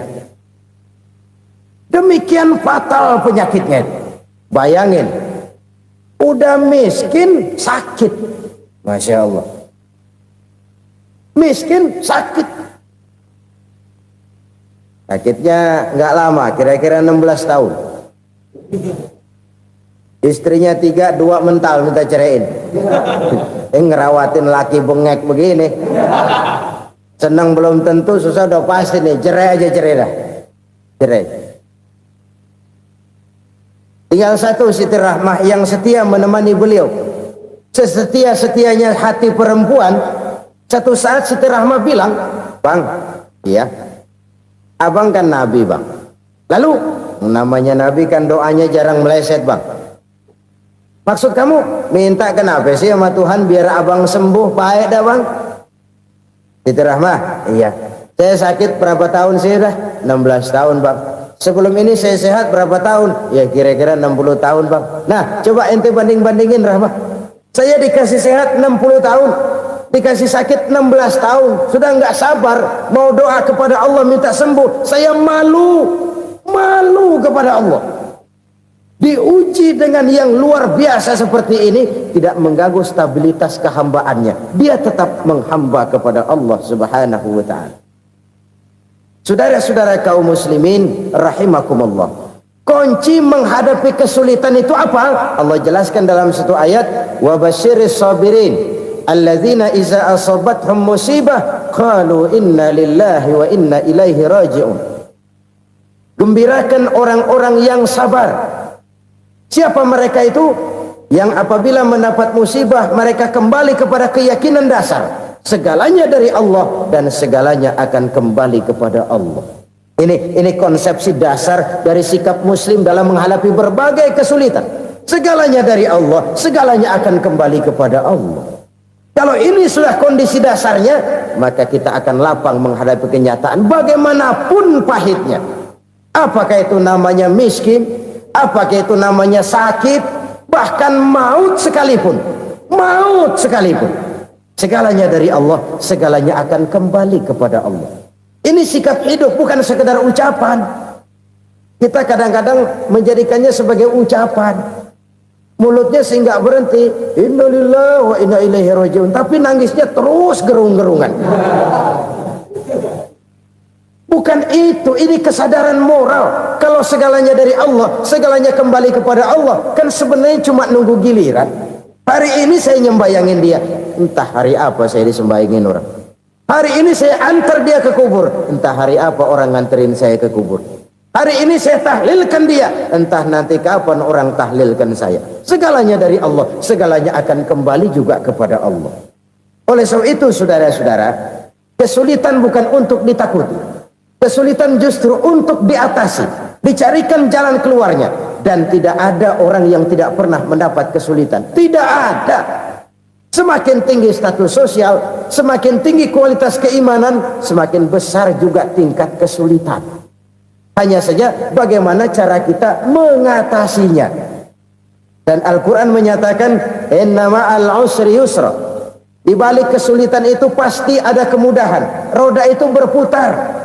Karena itu Rasulullah sallallahu alaihi wasallam mengingatkan kepada kita, ta'arraf ilallahi fir raha ya'rifka fis syiddah. Ingatlah kepada Allah di waktu kamu senang, supaya Allah ingat kepada kamu di waktu kamu susah. Kalau waktu senang kita ingat kepada Allah, kita susah, Allah tidak akan meninggalkan kita.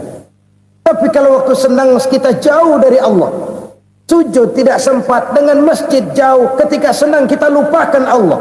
Nanti begitu kita susah, Allah lupakan kita. Dan itu menyakitkan. Oleh karena itu orang-orang tua kita dulu bilang, kalau lagi sehat ingat-ingat lu bakal sakit nanti. Kalau lagi kaya ingat-ingat satu saat kita bakal jatuh miskin. Bahkan kalau lagi muda ingat-ingat kita bakal tua. Dan yang terpenting, kalau lagi hidup ingat-ingat kita bakal mati. Saudara-saudara kaum muslimin rahimakumullah. Jadi yang kedua yang merupakan perbendaharaan surga, menyembunyikan musibah. Saudara-saudara kaum muslimin rahimakumullah. Hal ketiga yang merupakan perbendaharaan surga adalah wasilatur rahmi, orang yang suka bersilaturahmi.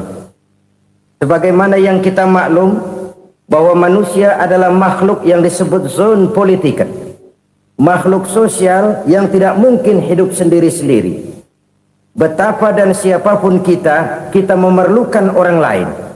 Bodoh betul manusia kalau tinggal di tengah masyarakat tapi tidak mau bermasyarakat. Merasa hebat sendiri, pintar sendiri, gagah sendiri, kaya sendiri. Mungkin kalau mati juga ngubur sendiri. Jangankan kita di sini, di sorga saja Nabi Adam waktu sendirian bengong melulu, mondar mandir. Allah tegur dam sepi dam. Ya ini kalau bahasa saya.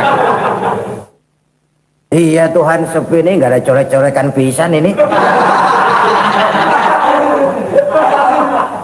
Diciptakan Siti Hawa baru anteng Nabi Adam. Itu di sorga. Cobalah. Umpamanya saudara tinggal di Jakarta nih. Kayak bener. Apaan aja di Jakarta punya saudara dah. Jembatan Semanggi ambil. Monas buntel bawa pulang. Hotel-hotel ambil semua. Cuman tinggal di Jakarta sendirian, apa enaknya? Betapa dan siapapun kita perlu orang lain. Tidak ada seorang pun yang bisa memenuhi kebutuhan hidupnya secara sendiri-sendiri. Nah, Islam telah menyelamatkan manusia dari ras diskriminasi, mengikat manusia dengan persaudaraan yang berlandaskan kepada akidah. Karena itu dianjurkan bersilaturahmi. Bahkan Nabi menyatakan, man arada ayyubsata lahu fi rizqihi wa yunsa'a fi atharihi falyasil rahimah. Siapa yang kepengen diluaskan rezekinya dan dipanjangkan usianya, banyaklah ia bersilaturahmi. Siapa yang kepengen dimudahkan rezekinya, hendaknya ia banyak bersilaturahmi. Kalau banyak teman, kesulitan kan paling tidak ada tempat cerita. Udah susah sendirian, kita pikirin diri, nggak ada tempat tukar pikiran. Cepet banget sama bengek. Dilawan sendiri. Nah, secara makro kita bisa berkata, tidak mungkin ada kemenangan kalau tidak ada kekuatan. Tidak ada kekuatan kalau tidak ada kesatuan dan persatuan. Tidak mungkin ada kesatuan dan persatuan tanpa semangat silaturahmi. Kalau umat Islam mau menang, dia harus kuat.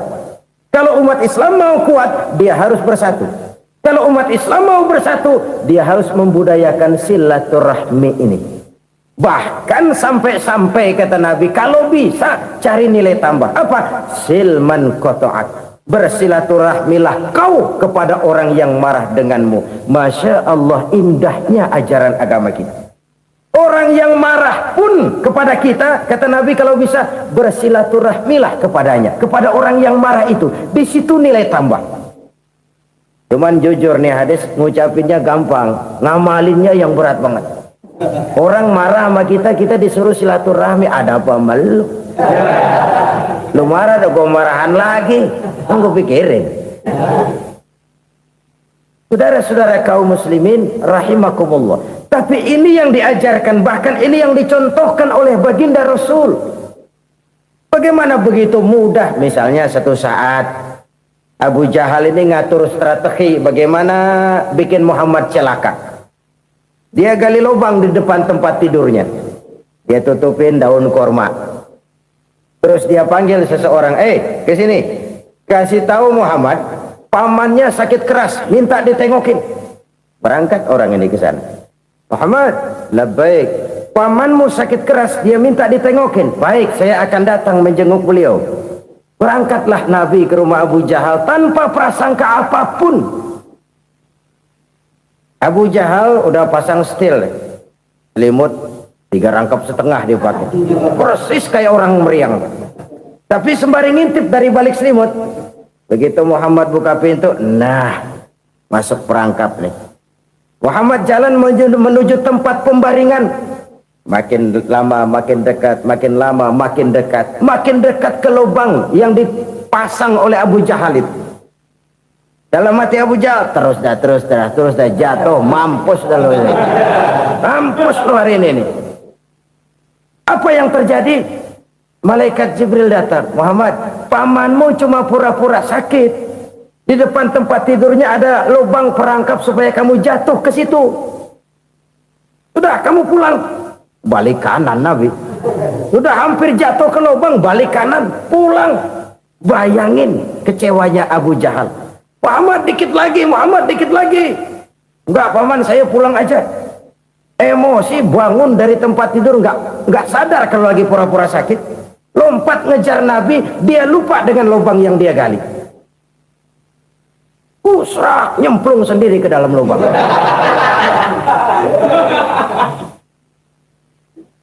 Nabi terus berlalu. Ini terjadi keanehan. Jatuh ke lubang yang dia gali itu sebenarnya nggak terlalu dalam ya, antara 3-4 meteran lah. Tolong, saya jatuh ke lubang ini. Datanglah pelayan-pelayannya itu. Angkat saya dari sini. Oh, yang ngulurin tambang. Satu gulung, belum juga nyampe itu tambah. Kurang, beli lagi ke warung. Sambung, ulur lagi, nggak juga bisa sampai. Wah, ini kerjaan Muhammad ini. Tolong, siapa salah seorang kamu ke rumah Muhammad, kasih tahu encangnya kecebur. Minta ditolongin. Sampaikan kepada Rasul. Kenapa? Pamanmu jatuh ke lubang, Muhammad minta tolong diangkatin. Tambang udah nyambung-nyambung nggak nyampe juga. Ya, nanti saya datang, saya tolong. Coba. Nyata-nyata orang berniat jahat mau mencelakakan dia. Datang dia menolong. Ini yang disebut air tuba dibalas air susu ya ini. Bukan sebaliknya. Air tuba dibalas air susu. Paman, kecebur ya? Iya Muhammad, tolong ini. Pegang tangan saya. Nabi ulurkan tangannya, nyampe, dipegang oleh Abu Jahal, diangkat ke atas, sampai atas. Apa kata Abu Jahal? Sihirmu memang hebat Muhammad. Udah ditolongin dikata sihir, yang enak kita kemplang kan itu orang begitu. Urusan apa? Tapi inilah akhlak. Kalau bisa kamu bersilaturahmilah dengan orang yang marah kepadamu sekalipun. Orang marah kita tetap baik. Kalau kita berbuat baik sama orang yang memang baik, rasanya sih biasa-biasa aja. Orang baik kita baik lagi, ya draw aja, belum ada nilai tambah di situ. Baru ada nilai tambah kalau kita bisa berbuat baik kepada orang yang nyakitin kita. Itu namanya kita setingkat di atas dia. Dia sakitin kita, kita berbuat baik sama dia. Dia pelit sama kita, kita baik sama dia. Dia marahin kita, kita deketin dia. Di situ kita punya nilai tambah.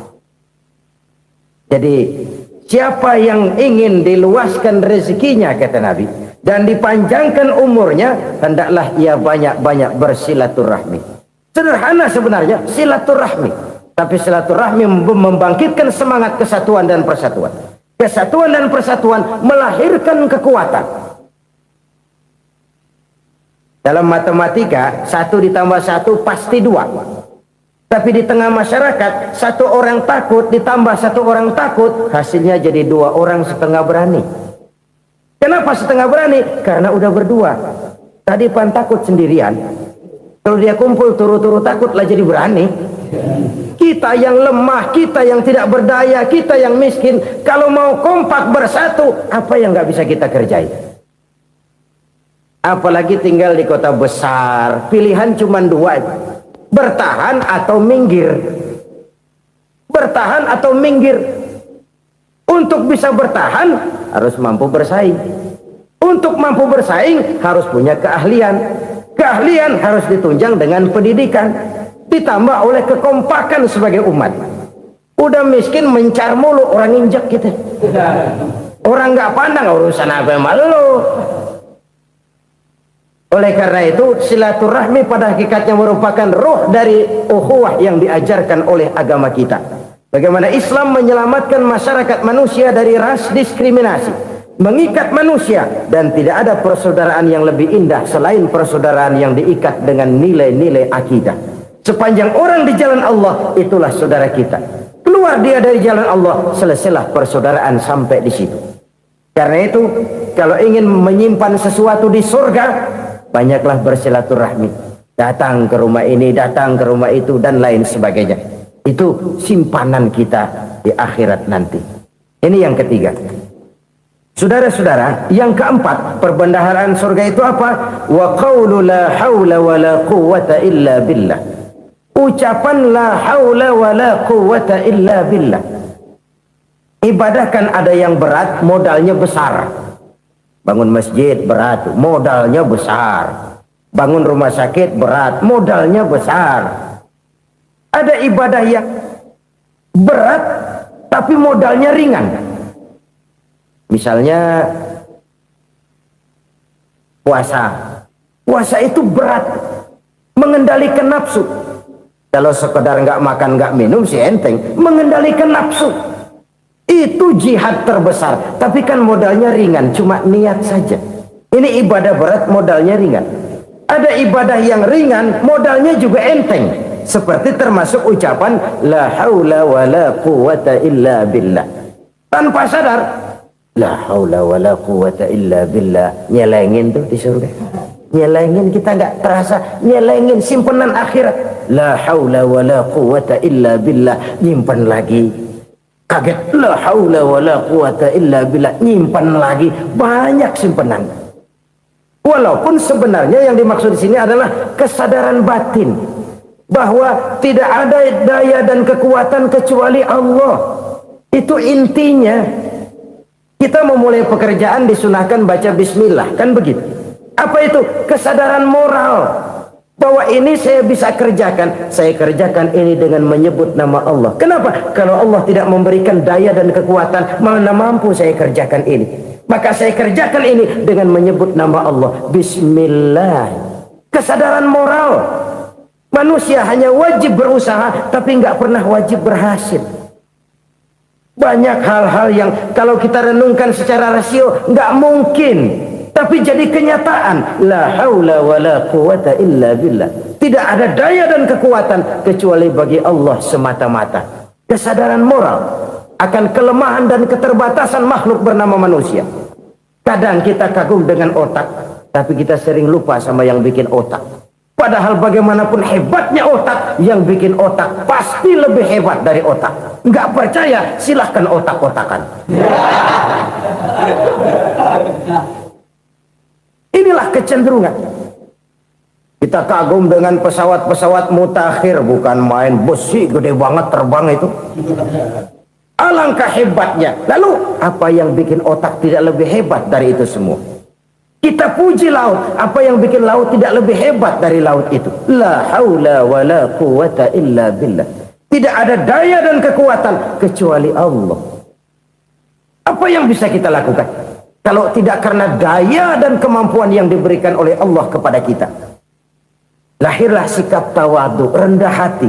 Tidak melonjak menjadi angkuh dan sombong, sadar akan kelemahan dan keterbatasan diri sebagai makhluk yang diciptakan oleh Allah Subhanahu wa taala. Jadi satu sisi ini ucapan yang berpahala, la haula, jadi wiridan. Pada sisi lain ini kesadaran moral, sikap mental, kesadaran batin bahwa yang punya daya dan kekuatan itu cuma Allah. Kita nggak pantas untuk sombong. Sebab sombong itu pakaiannya Allah. Kita nggak sedang pakai pakaian Allah, kegedean. Dan makin kita renungi, makin terbentur. Apa sih yang bisa kita sombongin? Kita mau sombong apa? Kaya? Pintar? Itu kan semua relatif. Di atas langit masih ada langit lagi. Jadi oleh karenanya, marilah kita menyadari. Manusia hanya wajib berusaha, tapi tidak pernah wajib berhasil. Yang berusaha saja tidak wajib berhasil, apalagi yang tidak berusaha. Islam bukan agama orang pemalas yang selesai sholat lalu endelohom, nggelenggem ayem-ayem. Tapi Islam bukan agama orang sombong yang setelah berusaha lalu tidak memerlukan Allah. Kita bisa saja bikin proyeksi, tahun sekian kita bakal panen besar menurut perhitungan otak. Tapi ada kejadian lain. Apa? Tikus ngambek. Habis itu dimakanin tikus, panen gagal. proyeksi rasional gagal oleh tikus-tikus yang ngambek itu. Bisa saja terjadi. Tahun depan kita panen besar. Urung. Kenapa? Musim panas panjang. Dan sekarang ini koran-koran bikin berita musim mengalami penyelewengan. Bukan cuma manusia yang nyeleweng sekarang. Musim pakai nyeleweng. Mestinya kan musim hujan udah selesai. Masih hujan-hujan juga. Musim. Nah sekarang kita boleh bikin proyeksi. Kita bakal panen besar. Tahu-tahu musim panas panjang. Sawah retak, air kering. Cari teknokrat yang paling botak, suruh pendekin tuh musim panas. La haula wa la quwata illa billah. Inilah kesadaran moral. Saudara, saya teringat satu saat ada seorang konglomerat. Umurnya ya kira-kira 70-an. Satu saat dia ditanya oleh wartawan, "Pak, umur Bapak berapa sih?" "Ya paling 10 tahun." 10 tahun? 10 tahun? Anak Bapak berapa orang? Satu. Satu saja? Satu. Harta Bapak berapa? Ya paling-paling bangsa 7 juta kali. 7 juta? Iya. Pak, kenapa Bapak bohongi saya? Bapak punya buku biografi. Koran-koran, majalah-majalah banyak memuat cerita riwayat hidup Bapak. Saya tahu umur Bapak 70. Kenapa bilang cuma 7 tahun? Saya tahu anak Bapak 8. Kenapa cuma bilang 1? Saya tahu harta Bapak miliaran, mungkin triliunan. Pabrik di mana-mana, bank di mana-mana. Kenapa bilang uang Bapak cuma 7 juta? Nah, kata si konglomerat tadi, "Kamu benar, Nak, kamu benar. Umur saya kalau jumlahnya memang 70, Nak. Cuman ingat-ingat saya, baru 7 tahun terakhir ini saya sujud. Baru 7 tahun terakhir ini saya berusaha dekat dengan Allah. Saya laksanakan perintahnya, saya jauhi larangannya. 7 tahun inilah rasanya yang ada nilainya di hadapan Allah. Yang 63 tahun matong, kelabu, kelem umur gue. Habis untuk maksiat, untuk munkarat. Maka ketika ditanya tadi, umur saya 7 tahun itu. Oh begitu Pak. Oh iya. Lalu anak Pak. Anak Bapak kan 8. Kenapa bilang cuma 1? Nah, kalau jumlah hitungannya memang anak saya 8. Tapi dari 8 orang ini rasanya cuma 1 nih yang bakal jadi buah hati, belahan jantung, pelanjut cerita, penerus sejarah, bakal jadi anak soleh yang akan mendoakan saya. Cuma 1 rasanya anak saya ini yang bakal jadi buah hati saya, besar-besaran saya, yang akan mendoakan di kubur saya, yang akan mendoakan di akhirat saya. Yang 7 orang mana? Masya Allah, yang atu tenggeng, yang atu nyekek botol ngolo, yang atu nggak karu-karuan. Makanya saya bilang 1 anak saya yang akan bisa mendoakan saya. Oh begitu Pak. Iya. Nah harta Pak, harta Bapak kan triliunan. Pabrik Bapak di mana-mana. Uang Bapak hampir di tiap bank-bank besar. Kenapa bilang cuma 7 juta? Betul kau Nak. Harta saya kalau jumlahnya memang miliaran, triliunan mungkin. Tapi yang saya ingat baru 7 juta tuh yang saya belanjakan di jalan Allah.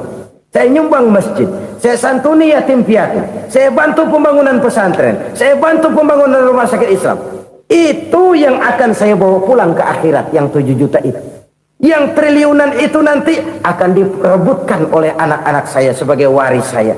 Jadi harta saya 7 juta itu yang bakal nemenin saya di akhirat, yang akan saya bawa pulang jadi teman saya. Saudara-saudara kaum muslimin, jangan-jangan orang tua itu adalah kita-kita ini. Jangan-jangan kita-kita ini adalah orang tua itu.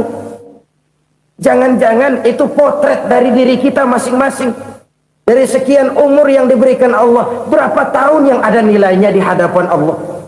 Dari sekian anak-anak yang merupakan amanah, berapa yang akan mendoakan kita sebagai orang tuanya menjadi anak soleh?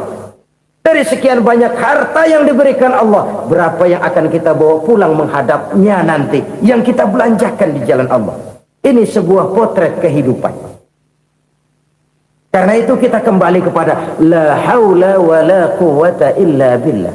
Kita wajib berusaha, kita wajib berikhtiar. Selebihnya segala daya dan kekuatan hanya milik Allah saja semata-mata. Satu kesadaran batin dari setiap pribadi muslim. Setelah ia berusaha dan berikhtiar, ia menyerahkannya kepada Allah Subhanahu wa ta'ala. Jadi satu sisi ini merupakan wiridan ucapan yang mengandung pahala. Pada sisi lain ini merupakan sikap batin dari seorang muslim di dalam ia menghadapi realitas kehidupan ini. Saudara-saudara kaum muslimin rahimakumullah. Kalau ini kita jadikan satu basis kehidupan, maka ini akan menyelamatkan manusia dari kemungkinan tergelincir menjadi orang yang lupa diri dan lupa darat. Sebab itu Imamul Ghazali berpesan, jadidis safinah fa innal bahra amiq wa khuziz zad fa inna safara ba'id wa khaffifil hamla fa innal hamla sadid. Perbarui selalu kapalmu karena lautan sangat dalam. Bawa bekal yang banyak karena perjalanan ini sangat jauh. Ringankan beban karena kebanyakan beban akan menyakitkan. Alangkah indah kalimat ini, alangkah dalam makna yang terkandung di sana. Perbarui selalu kapalmu karena lautan sangat dalam. Apa artinya ini? Jaga mentalmu baik-baik. Pelihara imanmu baik-baik karena hidup penuh cobaan seperti lautan. Kita kalau berlayar di lautan kan kadang-kadang tenang, angin bertiup sepoi-sepoi basah. Jika malam datang, bintang gemintang bertabur menghias cakrawala. Rembulan memantulkan sinarnya dengan indah. Dalam keadaan begitu berlayar enak. Tapi lain saat ombak menggunung, halilintar menyambar, angin topan bertiup. Berapa banyak sudah saudara-saudara kita yang tenggelam di lautan dunia tanpa sadar bahwa dia belum sampai kepada pantai yang akan dituju. Berapa banyak sudah saudara-saudara kita yang tenggelam di lautan dunia ini tanpa sempat bangkit lagi. Dia menyangka sudah sampai kepada tujuannya. Hati-hati kapal jangan sampai bocor karena lautan sangat dalam. Iman ini jaga baik-baik karena hidup penuh dengan ujian. Wa khuzizat fa inna safara ba'id. Bawa bekal yang banyak karena perjalanan sangat jauh. Saudara mau ke Bandung, bawa duit. Saudara mau ke Surabaya, banyakan lagi duitnya. Saudara mau ke Mekah, gepokan, iketan tuh duit, nggak lembaran lagi. Makin jauh perjalanan, makin banyak bekal yang harus kita bawa. Kalau saudara dari Jakarta mau ke Surabaya, kagak bawa duit berangkat juga, itu sih bukan berani namanya, nekat. Sampai Surabaya belum tentu, sengsara di jalan udah pasti. Kenapa? Nggak bawa bekal berangkat. Sama juga kita nih, misalnya belum sempat sembahyang, mati. Waduh, berani banget orang. Belum punya bekal, mati. Sengsara di jalan. Atau bekal tidak cukup. Dari Jakarta saudara mau ke Surabaya, bawa duit 500 perak. Paling jauh Cikampek nyampenya itu. Paling jauh itu. Antara jauhnya perjalanan dengan bekal yang saudara bawa tidak seimbang. Hidup ini perjalanan panjang, a walking tour. Dimulai dari alam arwah, sebelum jasad diciptakan, roh diciptakan lebih dulu. Dari situ pindah ke alam rahim, dari alam rahim pindah ke alam dunia, dari alam dunia pindah ke alam barzah, baru menuju akhirat. Satu perjalanan panjang. Kalau bekal tidak bawa, sengsara di jalan. Bawa bekal yang banyak karena perjalanan ini sangat jauh. Wa khaffifil hamla, ringankan beban karena beban itu cuma akan menyulitkan. Kalau bekal itu sih keperluan, tapi beban nggak kita perluin, coba ngeberat-beratin. Apa ini beban? Dosa, kecurangan, kebatilan, kesoliman, ketidakadilan, kesewenang-wenangan. Itu akan jadi beban kita di akhirat. Alangkah celakanya, perjalanan panjang, bekal tidak bawa, beban kelewat banyak, alamat sengsara di jalan. Pahala tidak ada, dosa berlipat ganda. Na'udzubillah, summa na'udzubillah. Kalau kita rangkum nasihat Al-Ghazali dengan kisah si konglomerat tadi, kita akan mengambil kesimpulan. Pertama, bekal terbaik dalam menghadapi gejolak kehidupan ini tidak lain adalah iman. Yang kedua, pahala dan dosa. Dua hal kontroversial. Pahala adalah bekal, dosa adalah beban. Tapi kita sekarang kan tidak begitu terangsang kepada yang abstrak. Orang berlomba mencari yang konkret-konkret saja, yang real. Kalau memang dosa, benjol dong, kira-kira begitu. Kira-kira begitu. Persis orang Yahudi dulu. Orang Yahudi itu kan pernah minta kepada Nabi Musa, "Ya Musa, lan nu'mina laka hatta narallaha jahrah." Musa, kami nggak bakal mau beriman kepada Allah kalau belum kami lihat Allah ada nongkrong di depan kami. Kalau memang Tuhan ada, taruh dong di depan kami. Mau yang konkret-konkret saja. Kalau memang dosa, benjol dong. Kalau memang pahala, berasa dong. Orang terangsang kepada yang real, yang konkret-konkret saja. Karena itu, untuk mengejar dosa, orang mau bayar. Tapi untuk mengejar pahala, walaupun tidak bayar, orang segan. Ini yang dikatakan oleh Nabi, kamu mengharapkan ke surga, tapi kamu berat melaksanakan sesuatu yang bisa membawa kamu ke surga. Kamu ingin jauh dari neraka, tapi tiap saat kamu lakukan perbuatan-perbuatan yang justru menjerumuskan kamu ke neraka. Idda'aitum an-najata minan nar wa ramaitum fiha anfusakum.